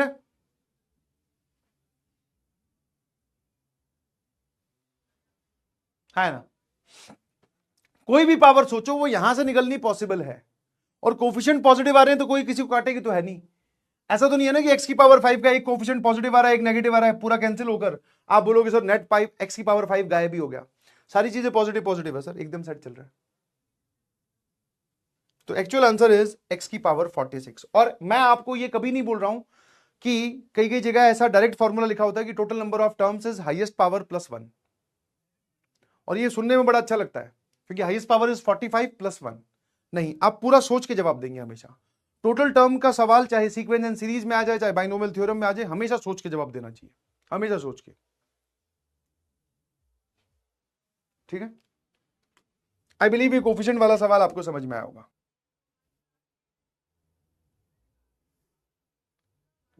अब जरा देखना, the term independent of x in this expression, JEE mains 2022 का, वो बोल रहा है कि इन दोनों के मल्टीप्लीकेशन में हमें चाहिए टर्म इंडिपेंडेंट ऑफ एक्स, मतलब एक्स की पावर 0 चाहिए सर। ठीक है, सोचने का बहुत ही सिंपल सा तरीका है सर, दो ब्रैकेट्स मल्टीप्लीकेशन में है, एक ये वाला और एक ये वाला, इसमें से एक्स की पावर 0 निकल सकती है। फिर दूसरा केस है सर एक्स की पावर 2 निकल सकती है विद कोफिशिएंट -1, और तीसरा केस है एक्स की पावर 3 निकल सकती है विद कोफिशिएंट 3। अब ये यहां पर किससे मल्टीप्लाई हो कि नेट पावर आपको एक्स की पावर 0 मिले, क्योंकि अब की बार पहले वाले ब्रैकेट में सर कुछ ज्यादा खास बात है नहीं। अगर आप दोनों टर्म्स के मल्टीप्लीकेशन में एक्स की पावर 0 चाह रहे हैं तो पहले से भी एक्स की पावर 0 और दूसरे से भी एक्स की पावर 0। पहले वाले से अगर आपने एक्स स्क्वायर लिया, नेट आप एक्स की पावर 0 चाह रहे हो तो दूसरे से एक्स की पावर -2। पहले वाले से एक्स क्यूब तो दूसरे वाले से एक्स की पावर -3, क्योंकि जब ये टर्म्स मल्टीप्लाई होंगी तो एक्स की नेट पावर जो है वो आपको 0 ही मिलेगी। ठीक है, अब बात आती है सर इसके आगे प्रोग्राम क्या लिखा जाएगा, what is the coefficient of x की पावर 0। मतलब इस एक्सपेंशन में आप एक्स की पावर 0 का कोफिशिएंट पूछ रहे हो, तो किसी भी एक्सपेंशन में कोफिशिएंट पूछा जाए दैट मींस जनरल टर्म लिखना पड़ेगा, दैट इज 11 CR, है ना। 11 CR फर्स्ट प्लेस वाले वेरिएबल की पावर, फर्स्ट प्लेस वाले वेरिएबल की पावर 11 -R, और सेकंड प्लेस वाले वेरिएबल की पावर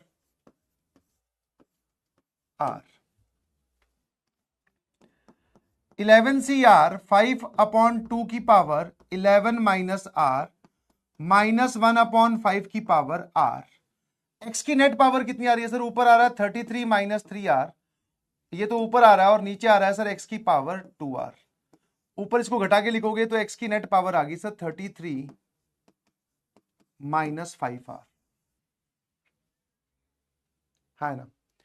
अब जरा ध्यान से देखने वाली बात यह है दोस्तों, अब ध्यान से देखने वाली बात यह है कि अगर मैं एक्स की पावर 0 की बात करूं, एक्स की पावर 0 की बात करूं कि मुझे इसमें से एक्स की पावर 0 चाहिए, तो मैंने क्या किया, इसकी पावर को 0 रखा, 33 - 5R बराबर 0, R की वैल्यू आ गई 33/5।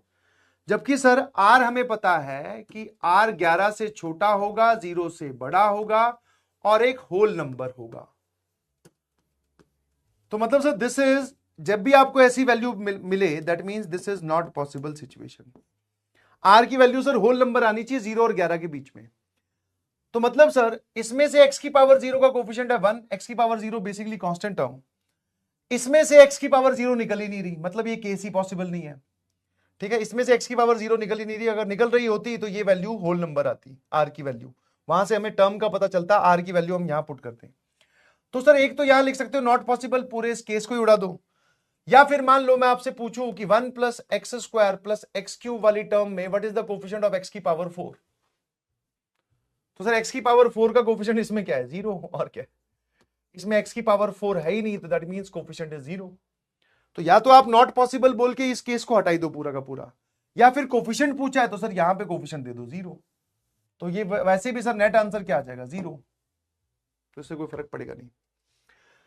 फिर मैंने पूछा कि मुझे x की पावर नेट चाहिए -2, कोफिशिएंट लिखना हो तो आपको जाना पड़ेगा हमेशा जनरल टर्म में, तो 33 - 5R बराबर -2, यह आ जाएगा 35 बराबर 5R, R की वैल्यू सर यहां से आ गई 7। तो अगर आप पावर में -2 बना देते हो तो कोफिशिएंट यहां से बनेगा और R की वैल्यू 7 रखनी पड़ेगी। 11C7 5/2 की पावर 11 माइनस 7 4 और -1/5 की पावर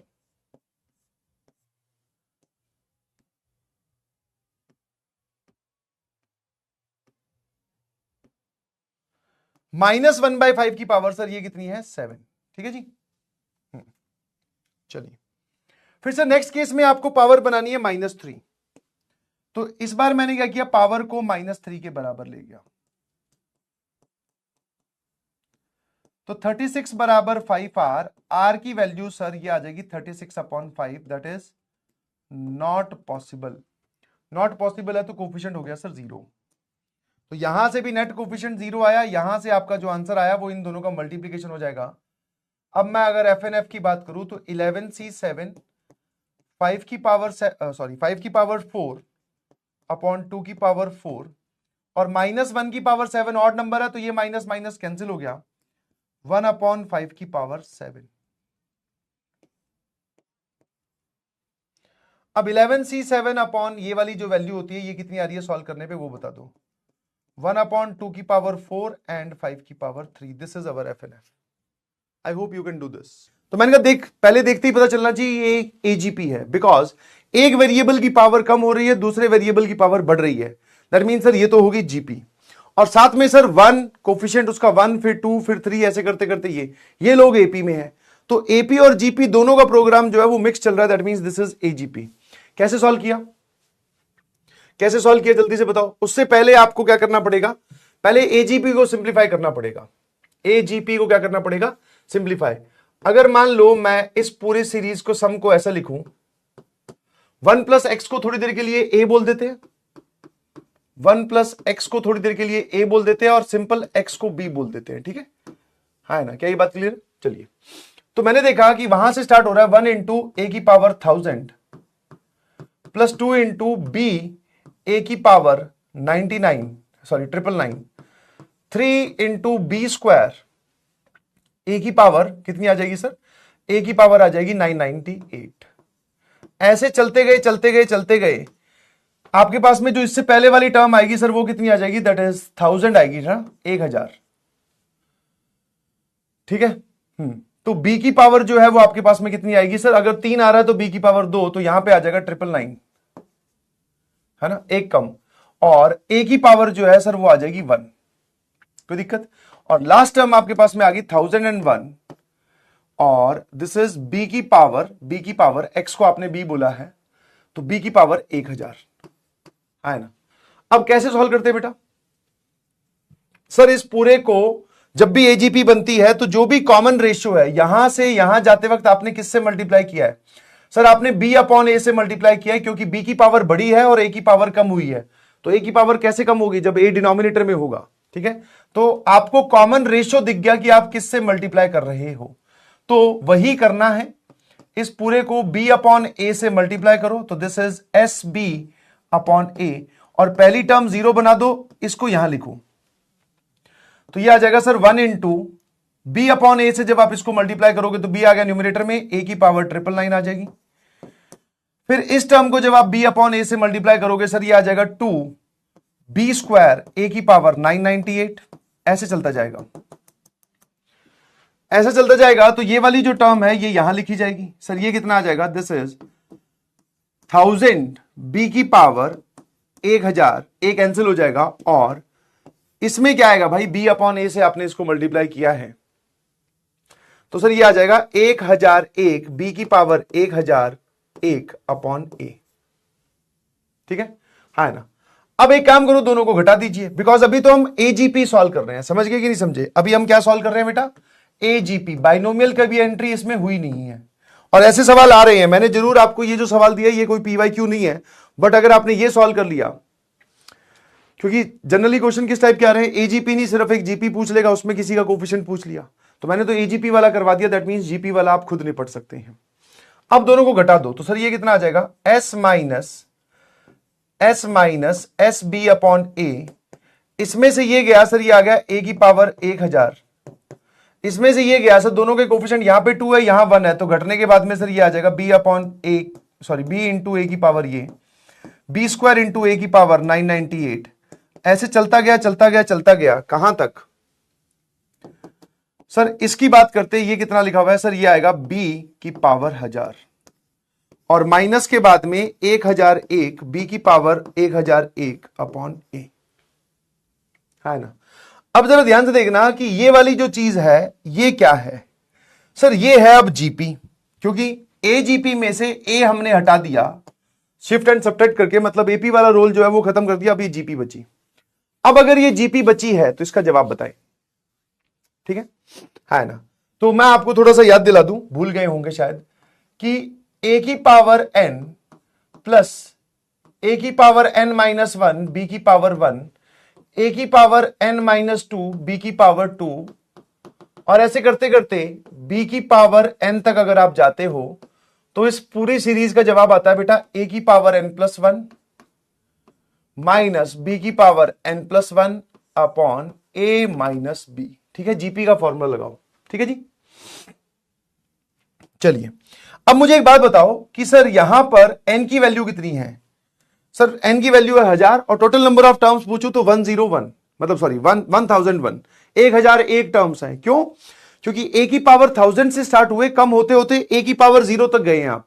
इस टर्म को एक्सक्लूड कर रहा हूं, ये जीपी का पार्ट नहीं है। तो सर इसका आंसर आ जाएगा a की पावर 1001 माइनस b की power 1001 upon a minus b, और माइनस के बाद में ये वाली जो टर्म है ये as it is, that is 1001 b की पावर 1001 अपॉन a। और सर यहां पर भी क्या लिखा हुआ है? This is s into a minus b upon a। Clear है भैया? है ना। अब इसको सॉल्व कर लीजिए। अब क्या करिए, इसको सॉल्व कर लीजिए। What is a minus b? अगर आप ध्यान से देखोगे तो a माइनस b सर और कुछ नहीं, a माइनस b इज 1। ठीक है, यहां पर b रख दो तो a माइनस b जो है वो 1 है। ठीक है सर, अगर a माइनस b 1 है तो सर इसकी वैल्यू तो 1 होगी। मैंने कहा बहुत बढ़िया सर, इसकी वैल्यू भी क्या होगी? इसकी वैल्यू भी 1 होगी। अब a को इधर मल्टीप्लाई कर दे तो फाइनली आपका जो आंसर है वो क्या आया सर? फाइनली हमारे पास में आंसर आ गया s का, दिस इज a इंटू, ये a इधर आया, a की पावर 1001 माइनस b की पावर 1001 माइनस 1001 b की पावर 1001, है ना। a से मल्टीप्लाई कर दिया। क्लियर है ये वाली चीज? अब ये पूरा प्रोग्राम लिखा गया हुआ है, इसको थोड़ा ध्यान से देखते हैं। बेसिकली मैंने कुछ नहीं बेटा, बस सिर्फ और सिर्फ एजीपी सॉल्व किया और कुछ नहीं किया। ठीक है, क्या सॉल्व किया? एजीपी सॉल्व किया। ठीक है, ये सारी बातें लिख ली है मैंने, तो इसलिए अब इसको हटाते हैं। ठीक है भाई, अब ये बता दो कि ये क्या बन गया पूरा का पूरा। s की वैल्यू आ क्या गई? तो सर एक काम करते हैं, s की वैल्यू हम अब x के टर्म्स में लिखते हैं। ठीक है सर, ये जो a है इसको आपने बोला था 1 प्लस एक्स। अच्छा एक और काम करो, इसको अंदर मल्टीप्लाई करो। सर ये आ जाएगा a की power 1001 minus a into B की पावर 1001 माइनस 1001 इंटू बी की पावर 1001, है ना। तो मैंने कहा ये पूरा लिखा क्या हुआ है सर? इस a की जगह या फिर इन दोनों में से आप चाहो तो b की पावर 1001 भी कॉमन ले सकते हो। तो ये आ जाएगा a की पावर 1001 माइनस इन दोनों में से मैंने b की पावर 1001 कॉमन लिया, तो यहां बचेगा सर a प्लस 1001, है ना। बस खत्म। अब सर a आपने बोला था 1 प्लस एक्स की पावर 1001 को, a आपने बोला था 1 प्लस एक्स को, और b आपने बोला था सर x को, और ये लिखा हुआ है sir that is 1 plus x plus 1001। तो इसको पूरे को आप लिख सकते हो दैट इज x प्लस 1002। अब भैया पूछ रहे हैं कि इस पूरे में किसका कोफिशिएंट चाहिए आपको? द कोफिशिएंट ऑफ x की पावर 50। एक बार बताओ, x की पावर 50 कहां से निकल सकता है सर? इसी में से निकल सकता है, सिर्फ और सिर्फ इसी में से निकलेगा, क्योंकि ये एक्सपेंड होगा, बाकी तो कोई टर्म्स है ही नहीं। इसको अंदर मल्टीप्लाई कर दो, इसको अंदर मल्टीप्लाई कर दो, तो सर हमारे लिए इतना ही है। तो x की पावर 50 अगर कहीं से निकलेगा तो वो इसी में से निकलेगा। मैंने कहा इसकी जनरल टर्म पता है आपको? हाँ sir, that is 1001 CR x की पावर r। अगर आप r की जगह 50 चाहते हो तो कोफिशिएंट ऑफ x की पावर 50 इज 1001 C50। कुछ गड़बड़ की है क्या मैंने? है ना, एक जीडीबीडी हुई है, क्योंकि जब आपने ये अंदर मल्टीप्लाई किया तो सर यहां पर पावर 1001 नहीं, यहां पर 1002 हो जाएगी। तो यहां पर पावर 1001 नहीं, यहां पर 1002 हो जाएगी। तो यहां पर अगर 1002 होगी तो यहां पर भी 1002 हो जाएगी। That is 1002 CR, 1002 CR, that is ये वाला option A is the correct answer. Clear है? हाँ ना, आसान सवाल था। बस ये ध्यान रखना कि जब भी ऐसे कुछ कोफिशिएंट्स पूछे तो आपको पहले उसको सिंप्लीफाई करना है, फिर उसमें कोफिशिएंट निकालना है। और कोफिशिएंट वाले सवालों में तो मैंने बोला ही था यार कि पहले सिंप्लीफाई करो फिर जवाब दो। अगला सवाल जो है वो कोफिशिएंट वाला ये है, आ जाओ। ये हुआ,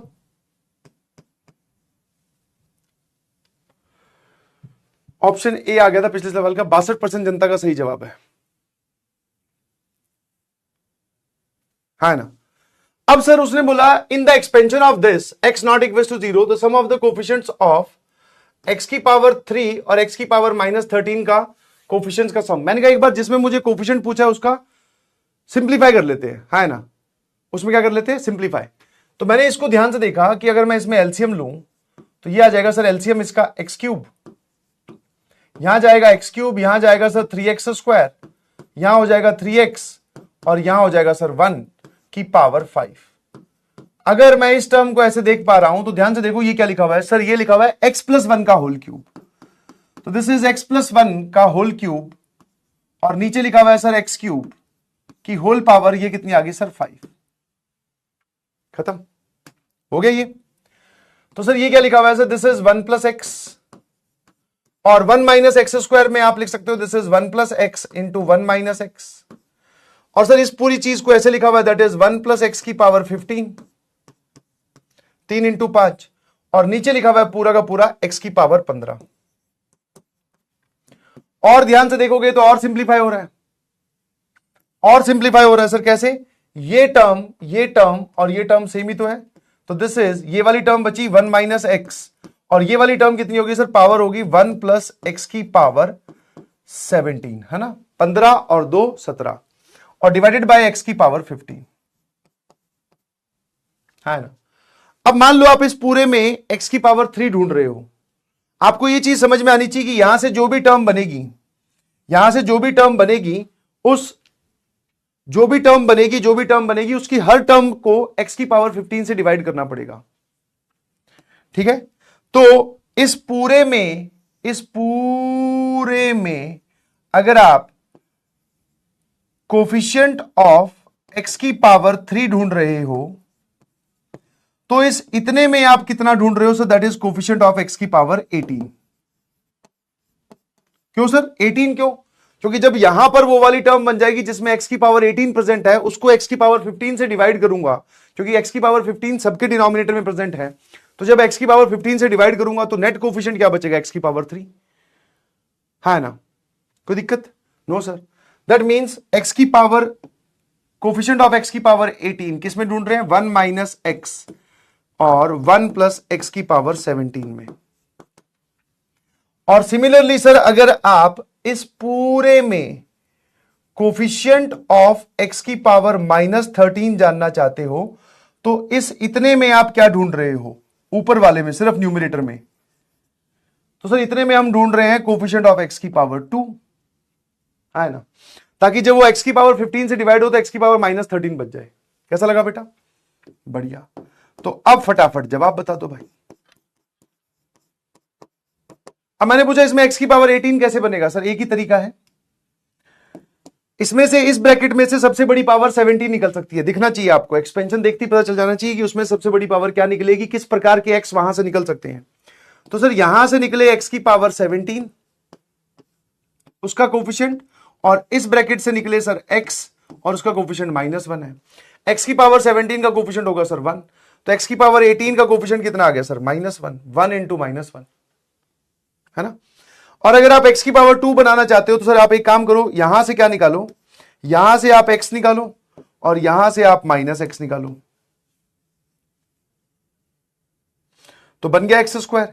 एक तरीका और भी है सर कि यहां से 1 निकले और यहां से कोफिशिएंट ऑफ एक्स स्क्वायर निकल जाए।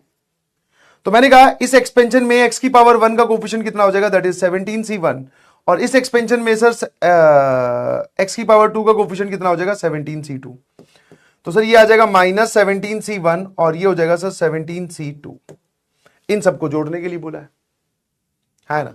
इन सबको वो ऐड कर रहा है बिकॉज x की पावर 18 नहीं, x की पावर 3 चाहिए, तो यहां से 18 निकलेगा तो यही x की पावर 3 का कोफिशिएंट बनेगा। तो -1 -17 और 17c2 को जोड़ना है। फाइनल आंसर आपका 118 आ गया, यस और नो। हाँ 136 इसकी वैल्यू आएगी, -17 -1 118 आ जाएगा, बिल्कुल सही। बस ये दो सवाल थे, है ना। आ जाइए अगला सवाल आपकी कंप्यूटर स्क्रीन पर ये रहा। सवाल की जो अपीयरेंस है वो बहुत जोरदार है।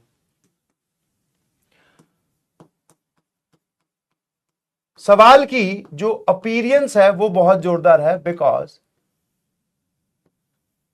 यही आपको परेशान करेगी, ठीक है। इसमें कैलकुलेशन बहुत जोरदार थी, मतलब हर सवाल में अपना अपना सर एक टेस्ट होता है, हर सवाल अपना एक वैरायटी लेकर आता है। इसमें सर सिंप्लीफिकेशन लग रही थी, इसमें क्या लग रही थी, पहले सिंप्लीफाइड करना है आपको ढंग से कि ये पूरा तामझाम ये लिखा हुआ है, और इसमें पूछने का तरीका बड़ा ही जोरदार है भाई। सोचो एक बार क्या पूछा है।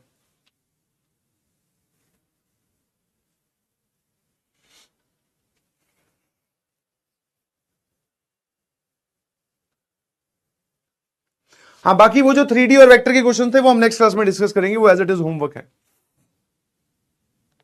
देखो देखो देखो क्या है, हाँ सिंप्लीफाई करो इसको, मतलब जो भी आप सोच रहे हो एक बार करके दिखाओ।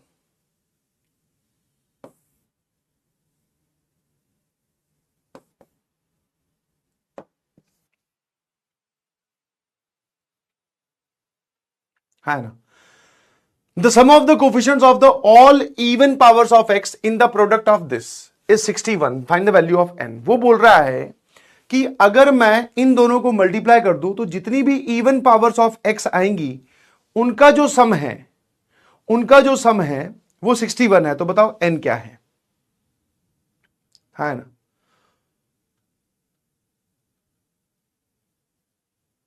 समझ में आएगी नहीं समझ में, उनका जो सम है वो 61 है। ऑल इवन पावर्स, यार मैंने कहा यार इवन पावर्स के सम कब जुड़ते हैं या सिर्फ ऑड पावर्स के सम कब जुड़ते हैं, मतलब ऑड पावर्स के सम नहीं, ऑड पावर्स के कोफिशिएंट्स का सम कब निकलता है, या फिर इवन पावर्स के कोफिशिएंट का सम कब निकलता है। जब सर जब एक बार 1 और एक बार -1 पुट किया जाए, है ना, फिर उनको जोड़ दो या घटा दो, एक बार 1 और एक -1, क्योंकि वो सारे इवन पावर्स का सम पूछ रहा है। तो मैंने कहा देख ये सवाल तुझे एकदम आसान लगने लगेगा अगर तो इस चीज को ऐसे लिख ले। मैं अभी इसको सिंप्लीफाई नहीं कर रहा हूं, ध्यान से देखना। 1 + x डॉट डॉट डॉट कहां तक, x की पावर 2n तक, और इसको जब हम मल्टीप्लाई करेंगे तो 1 - x + x² - x³ ऐसे चलता जाएगा कहां तक सर, x की पावर 2n तक। तो मान लेते हैं जब इनको मल्टीप्लाई करेंगे तो एक कांस्टेंट टर्म भी आएगी, एक x की पावर 1 का कोफिशिएंट भी आएगा, एक x की पावर 2 का कोफिशिएंट भी आएगा, एक x की पावर 3 का कोफिशिएंट भी आएगा, है ना। ये सारी टर्म्स ऐसे तो मिलेगी। अगर मैं इस पूरे को मल्टीप्लाई कर दूं, एक्चुअल में करना नहीं है बट इमेजिन करना है कि सर एक कांस्टेंट टर्म भी आएगी, फिर एक x का कोफिशिएंट भी कुछ ना कुछ आएगा, x² का भी आएगा, और मान लो किसी का कोफिशिएंट नहीं भी आ रहा तो कोई बात नहीं सर, वो वाली वैल्यू 0 हो जाएगी, उसमें क्या दिक्कत है ना।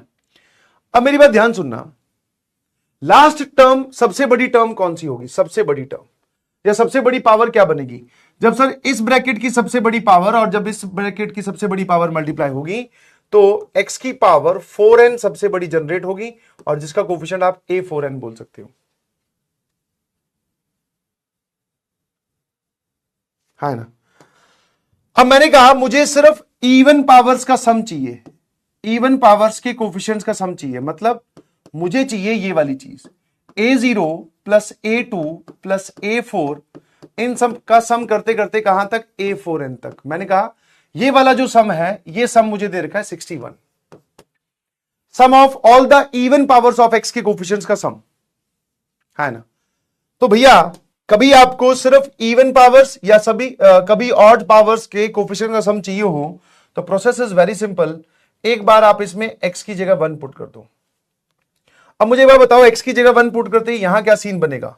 सर देखो, राइट हैंड साइड तो ये बन जाएगी, that is a0 plus a1 plus a2 dot dot dot कहां तक, a4n तक।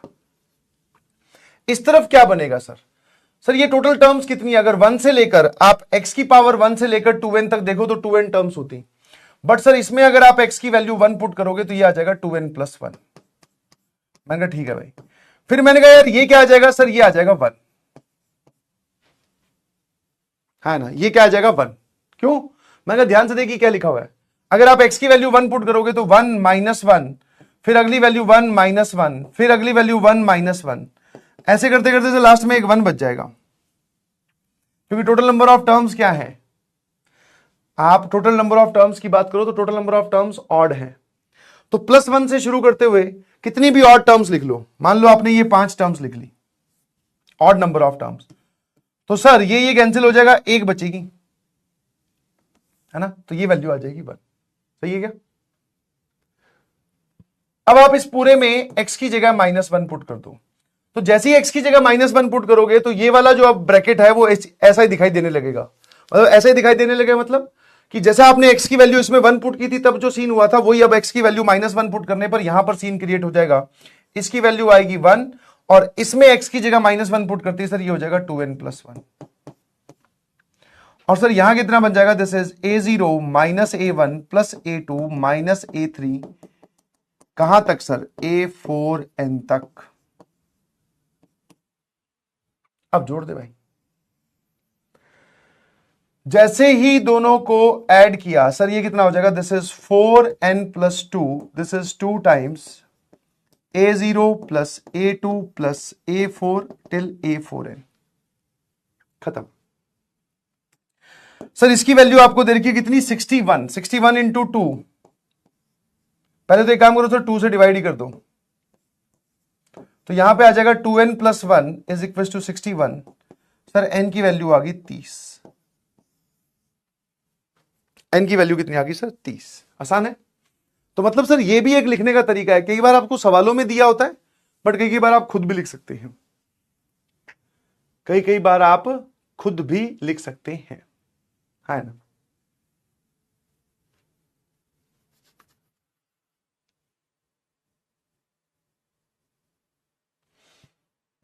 चलिए जी, finding the number of terms. इस पूरे में नंबर ऑफ टर्म्स की बात बताओ। बढ़िया थॉट इस पे लग रहा है, एक नई चीज आपको सिखा के जाएगा।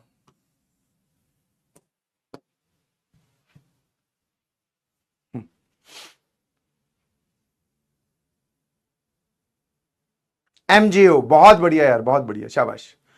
ना finding the total number of terms, इसका मैं ऑप्शन आपको बताता हूं। एक ऑप्शन आ रहा है कि सर इसमें 14 टर्म्स होंगी और इसमें 15, तो एक आंसर आ रहा है सर 29, एक आंसर आ रहा है सर 27, एक आंसर आ रहा है सर 28,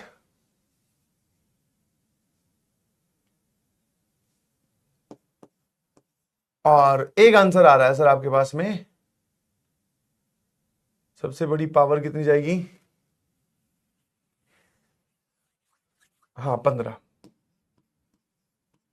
चलिए जी, इनमें से कौन सा जवाब आपको सही लग रहा है?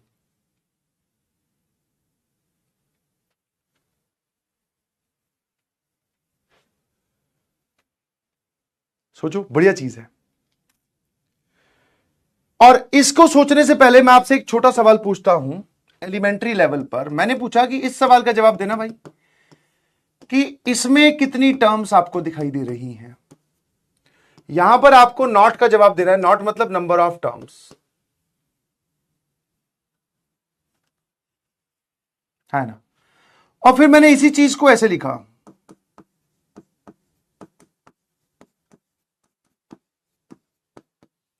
और फिर मैंने इसी चीज को ऐसे लिख दिया।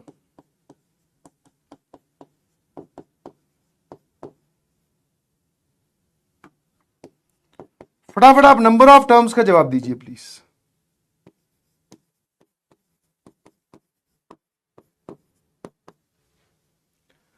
पहले वाले में बहुत बढ़िया नंबर ऑफ टर्म्स आप सभी लोग एकदम सही पहचान पाए, ऐसा नंबर ऑफ टर्म्स है 3। दूसरे वाले में नंबर ऑफ टर्म्स क्या बोलोगे, 4 या फिर 3? बोलो दूसरे वाले में।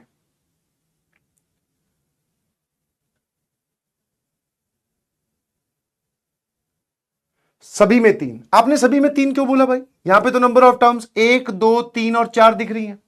यहां पे 1 2 3 4 5 6 दिख रही हैं। आप सभी में ही नंबर ऑफ टर्म्स बोल रहे हो 3, ऐसा क्यों? क्योंकि सर इन दोनों को तो जोड़ के एक बनाओ ना भाई, ये दोनों टर्म्स एडेबल है, मतलब दोनों को जोड़ा जा सकता है। क्योंकि इसमें पावर 2 है, इसमें पावर 1 है, इसमें पावर 0 है, तो इनको जोड़ा नहीं जा सकता। तो मेरे ख्याल से आपको एक सिंपल सी बात समझ में आई होगी कि सर ऐसे करके आप चाहे इस x के 50 टुकड़े कर दो, x/50 x/50 x/50, बट वो सारे ऐड होकर एक ही टर्म में कन्वर्ट हो गए और यूनिकली ये एक ही टर्म काउंट होगी। इसको ऐसे लिखने से, ये और ये सेम लिखे हुए ध्यान रखना, इसको ऐसे लिखने से नंबर ऑफ टर्म्स 6 नहीं हो जाती। दैट मीन्स हम नंबर ऑफ टर्म्स कैसे बताते हैं? सिंप्लीफाइड वे में, कि जितनी टर्म्स को कलेक्ट करके एक साथ जोड़कर एक बनाया जा सकता है, पहले एक बनाओ और फिर फाइनल काउंट बताओ। इसका मतलब सर कि इसकी टोटल 14 टर्म और इसकी टोटल 15 टर्म, इन दोनों को जोड़ के अगर हम आंसर 29 दे रहे हैं तो फिर सर ये वाला मेथड क्यों बताया आपने? हो सकता है ना इसकी कोई टर्म और इसकी कोई टर्म जुड़कर एक बन जाए, हो सकता है कि नहीं हो सकता है? कि मतलब इसकी किसी टर्म में मान लेते हैं ऐसा कि इसमें आ रहा है x²y4, इसमें भी आ रहा है और इसमें भी मान लेते हैं x²y4 आ रहा है, मान लेते हैं ऐसा, तो ये दोनों टर्म तो जुड़ के एक हो जाएंगी। तुम दोनों को अलग अलग काउंट करके बता रहे हो। कितने लोगों को बात समझ में आई?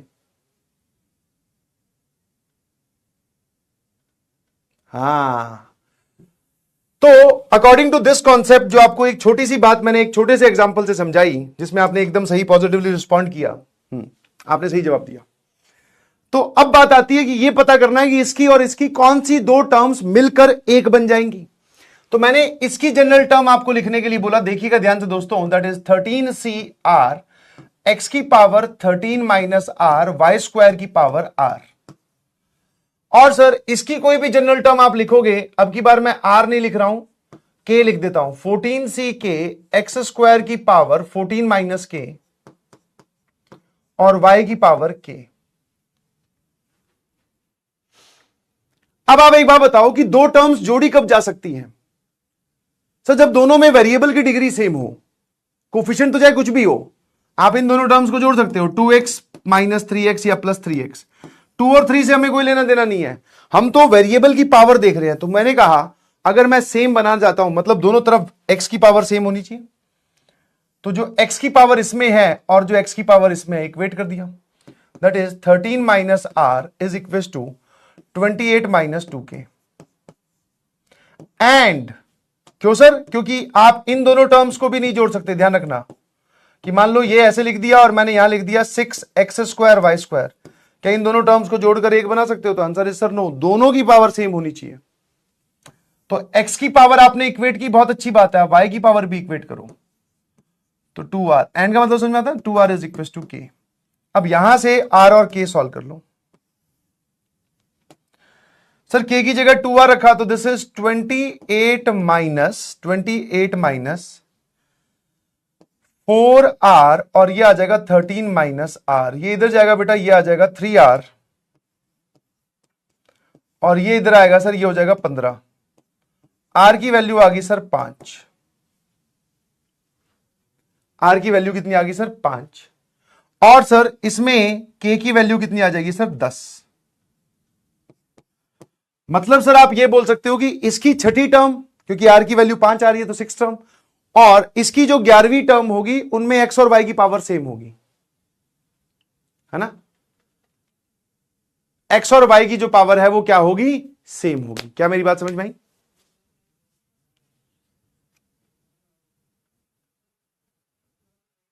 इसकी 6th टर्म और इसकी जो 11th टर्म है उसमें x और y की पावर सेम होगी। तो मैंने कहा अब आप अपना FNF बताइए प्लीज। FNF सर, इस ब्रैकेट में टोटल टर्म्स आर 14, इस ब्रैकेट में total terms are 15 minus 1। Sir ये क्यों? क्योंकि एक टर्म कॉमन है। कॉमन बोल दो या फिर एक टर्म कि दोनों तरफ डिग्री सेम है तो वो जुड़कर एक बन गई, जिसको आपने यहां पर भी गिन लिया, यहां पर भी गिन लिया, है ना? तो फाइनल आंसर जो है वो आपका क्या आया, option C 28 is the correct answer. Option C 28 is the correct answer.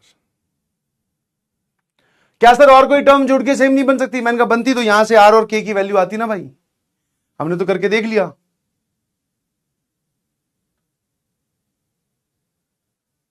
एक बच्चे ने डाउट पूछा, कोई टर्म कैंसिल भी तो हो सकती है। तेरे को यहां पे कहीं पे माइनस साइन दिख रहा है? तेरे को यहां पर कहीं पर माइनस साइन दिख रहा है क्या? टर्म कैंसिल कैसे होगी? पूरा सोच, जब तूने कैंसिलेशन वाली बात सोची कि इसकी कोई टर्म और इसकी कोई टर्म कैंसिल भी कब होती है टर्म? पहली चीज तो सर नेगेटिव साइन आए वो तो है ही नहीं। दूसरा, टर्म को आप कैंसिल भी तब करते हो बेटा जब दोनों में वेरिएबल की पावर सेम हो। कभी आज से पहले एक्स को और एक्स स्क्वायर को उड़ाया है क्या ऐसे? तो पावर सेम करने वाली बात तो हमने लगा के देख ली ना। एक ही सेट आ रहा है आर और के का, हम क्या करें? हाँ, तो ये ध्यान रखिएगा प्लीज।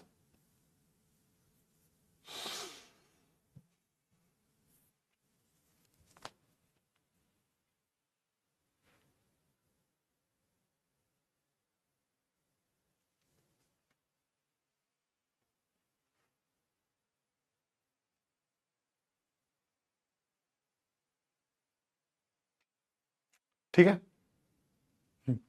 फटाफट जवाब बताओ। बताओ बताओ बताओ भाई, उसको चाय के लिए बोलना।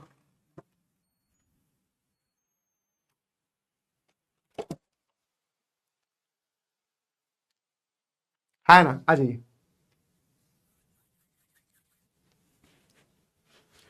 अब बात करते हैं सर हम नंबर ऑफ टर्म्स। देख ध्यान रखना, कभी भी नंबर ऑफ टर्म्स पूछे या कोफिशिएंट पूछे तो आप पहले उनको सिंप्लीफाई करो।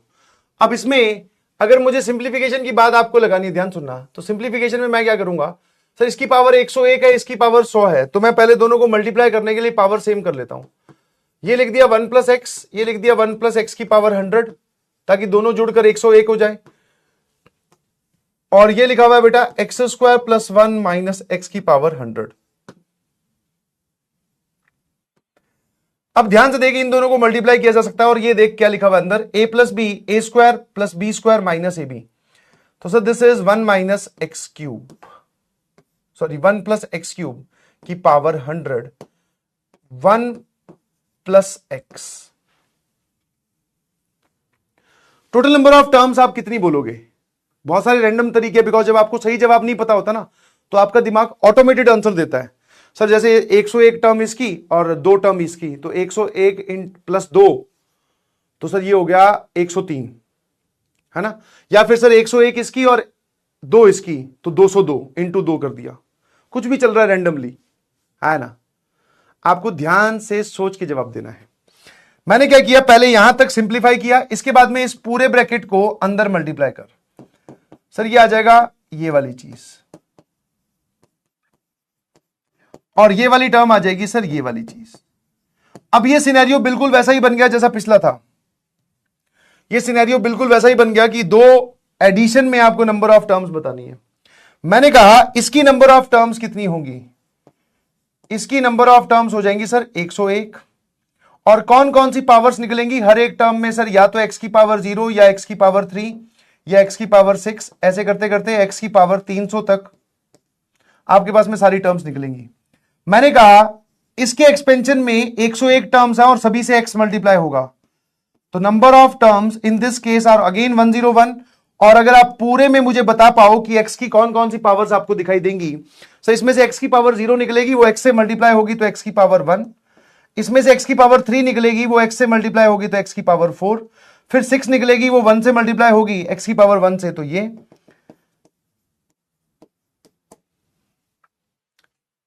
है ना। अब आप मुझे अपना एफ एन एफ बताइए प्लीज। मतलब मैं आपसे ये पूछ रहा हूं कि क्या इन दोनों में कोई टर्म्स ऐड होकर एक बन सकती है, तो आंसर इज सर नो, क्योंकि इसमें सारी की सारी 3 के मल्टीपल्स निकल रही हैं, और इसमें जितनी भी निकल रही है 3 का मल्टीपल प्लस 1 निकल रही है। दोनों में कोई भी पावर कॉमन नहीं है सर। यहां पे सारी 3 की मल्टीपल मतलब 3n टाइप की, और यहां पे 3n प्लस 1 टाइप की, मतलब ये 101 टर्म्स अलग हैं और ये 101 टर्म्स अलग हैं। तो final answer is 202 with logic, है ना। Final answer is 202 with logic. हो सकता है किसी ने ऐसा बोल दिया हो सर इसकी टर्म 101 और इसकी टर्म 2, या फिर यहां आकर वही 101 इंटू 2 तो 202 हो गया सर? नहीं भाई, ऐसा कुछ नहीं करना है, क्योंकि अगर ऐसा कुछ होता तो मैं आपको फॉर्मूला ही लिखवा देता। मतलब नंबर ऑफ टर्म्स हम हमेशा सोच के जवाब देते हैं सर।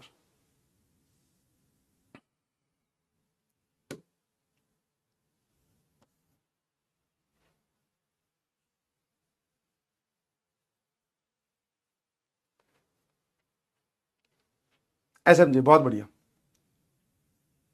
नाउ अब आपसे पूछा गया तो कोफिशिएंट ऑफ एक्स की पावर 11, कोफिशिएंट और नंबर ऑफ टर्म्स वाले सवाल की खूब प्रैक्टिस करवा रहा हूं, देखते रहिएगा प्लीज। कोफिशिएंट वाले सवाल बहुत इंपॉर्टेंट है।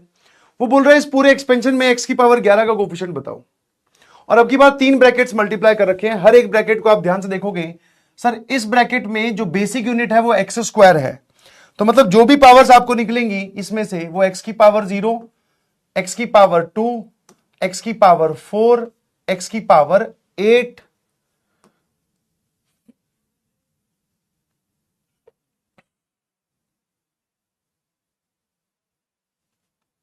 एक्स की पावर 6 भी निकलेगी और एक्स की पावर 8। इसमें जो एक्स की पावर निकलेगी सर वो एक्स की पावर 0, एक्स की पावर 3, एक्स की पावर 6, ऐसे करते करते एक्स की पावर 21 तक। और इसमें से जो एक्स की पावर निकलेंगी वो एक्स की पावर 0, एक्स की पावर 4। कितने लोग ये बात कंफर्टेबली सोच पाते हैं?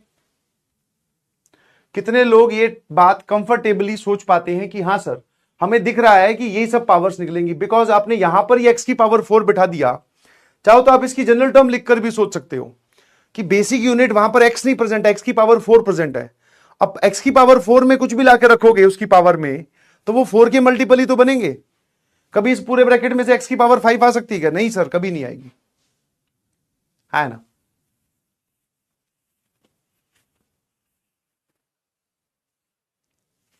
अब मैंने आपसे पूछा कि मुझे टोटल एक्स की पावर 11 चाहिए, मतलब कि इनको मल्टीप्लाई करके मुझे यहां पर चाहिए टोटल एक्स की पावर 11।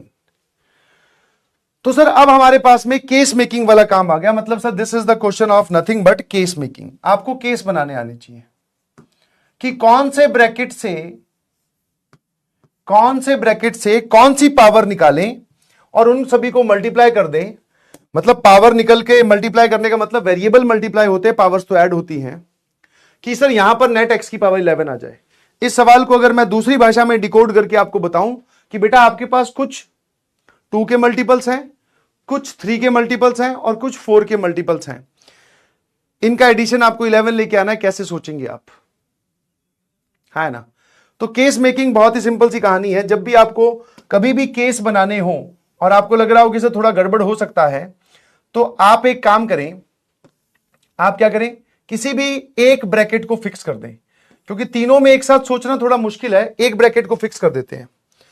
मान लेते हैं सर यहां से एक्स की पावर 0 निकलेगी, तो भाई साहब अब आपको यहां से ही दोनों पावर्स का मिलाकर एडिशन, दोनों पावर्स का एडिशन मिलाकर 11 करना है, क्योंकि यहां से तो एक्स की पावर 0 निकली। तो इन दोनों में मुझे एडिशन मिलाकर करना है 11, है ना। सर इसमें से 4 के मल्टीपल, इसमें से 3 के मल्टीपल। एक केस मुझे साफ साफ दिखाई दे रहा है कि यहां से एक्स की पावर 3 निकले और यहां से एक्स की पावर 8 निकले। 8 3 11 और 0, बिल्कुल सर सेट सेट हो गया, है ना। कि इसमें से मैंने फिक्स कर दिया कि एक्स की पावर 0, इसको नहीं सोच रहा हूं भाई, इन दो पे सोचा कि इन दो की मदद से मुझे चाहिए एक्स की पावर 11। तो यहां से एक्स की पावर 3 और यहां से एक्स की पावर 8, और ये कंस्ट्रेंट बाय डिफॉल्ट सवाल में दे रखा है कि इसमें से 3 की मल्टीपल्स, इसमें से 4 की मल्टीपल्स निकलेंगी, है ना। क्या और कोई तरीका है इन दोनों में से, मतलब एक 4 का मल्टीपल एक 3 का मल्टीपल जोड़कर मैं एक्स की पावर 11 बना सकूं? तो आंसर इज सर नो। सोच लो ना, यहां से एक्स की पावर 0 तो यहां से एक्स की पावर 11, नहीं सर। एक्स की पावर 3 तो यहां से एक्स की पावर 8, यहां से एक्स की पावर 6, तो सर एक्स की पावर 6 यहां से एक्स की पावर 5 लेनी पड़ेगी आपको। नहीं है सर, और कोई तरीका नहीं है। ठीक है, अब एक काम करो, इसको एक स्टेप आगे बढ़ा दो, इसको बढ़ा दिया हमने आगे। अब मैंने कहा कि यहां से एक्स स्क्वायर निकले, क्योंकि अगली पावर यहां से एक्स स्क्वायर निकल सकती है। अब अगर यहां से एक्स स्क्वायर आ गया तो आप इन दोनों से टोटल सम कितना चाहते हो? सर टोटल आपको 11 बनाना है, यहां से हम सर 9 चाहते हैं, 9। तो 9 का एक तरीका है कि सर इसी से ही एक्स की पावर 9 निकल जाए और इसमें से कुछ ना निकले, है ना, है ना। समझ में आएगी नहीं समझ में? x की पावर 2 के साथ सर 9 और बस 9 और 2 11 हो गए ना, हमें अब 9 चाहिए इन दोनों से। क्या ऐसा कुछ हो सकता है सर 8 यहां से और 3 वो तो हो गया, 8 और 3 11, हमें 9 चाहिए, 9 टोटल 9। सर यहां से x की पावर 8 यहां से x की पावर 1, मान गया इसके अंदर x की पावर 1 है ही नहीं।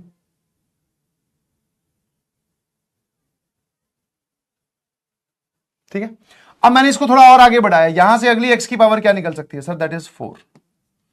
अगली x की पावर निकल सकती है सर, दैट इज 4। अगर यहां से 4 निकालिए सर, यहां से चाहिए आपको 7। ठीक है, तो एक तरीका दिखाई दे रहा है सर, यहां से x की पावर 4 और यहां से x की पावर 3,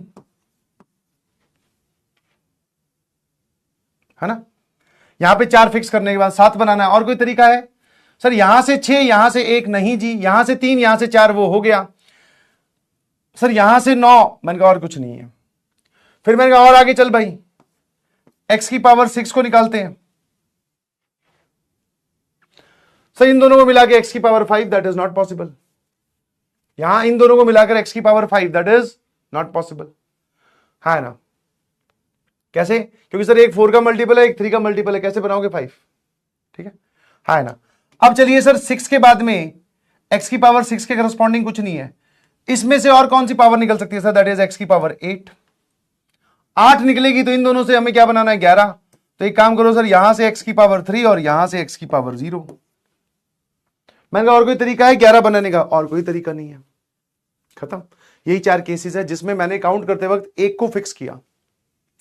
अब दोस्तों ये मैंने ब्रैकेट क्यों खाली छोड़े हैं आपको समझ में आता होगा, बिकॉज इसकी जब आप जनरल टर्म देखोगे 1 प्लस एक्स स्क्वायर की पावर 4 की जनरल टर्म होती है 4cr x की पावर 2r, और 1 प्लस एक्स क्यूब की पावर 7 की जनरल टर्म हो जाएगी 7cr x क्यूब की पावर r, और इसकी जनरल टर्म हो जाएगी सर 1 प्लस एक्स की पावर 4 की पावर 12 का भाई साहब देख रहे हो पुष्पा राज बन गया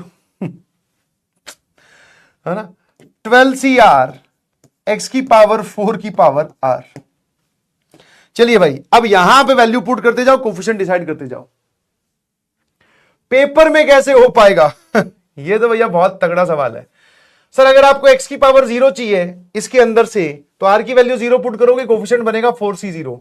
x की पावर 3 चाहिए तो r की वैल्यू 1 पुट करोगे, 7c1 आ जाएगा सर।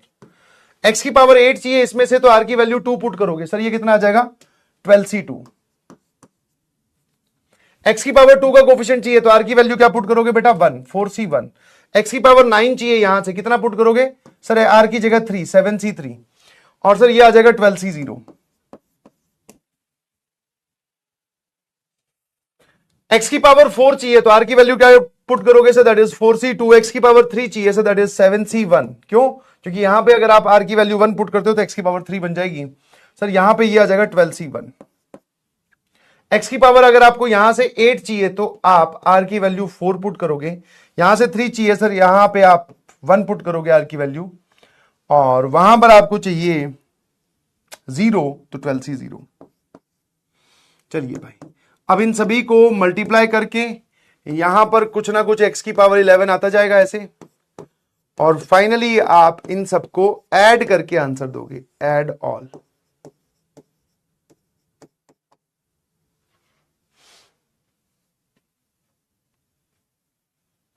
कैसा लगा? Case making, case in making. अब मैं चाहता हूं कि ये वाला सवाल आप खुद करें। इसमें अब की बार उसने कोफिशिएंट पूछ लिया है और सिंप्लीफिकेशन का काम मैं आपको बता चुका हूं कि पावर कंपेरेबल है, मतलब नजदीक नजदीक है।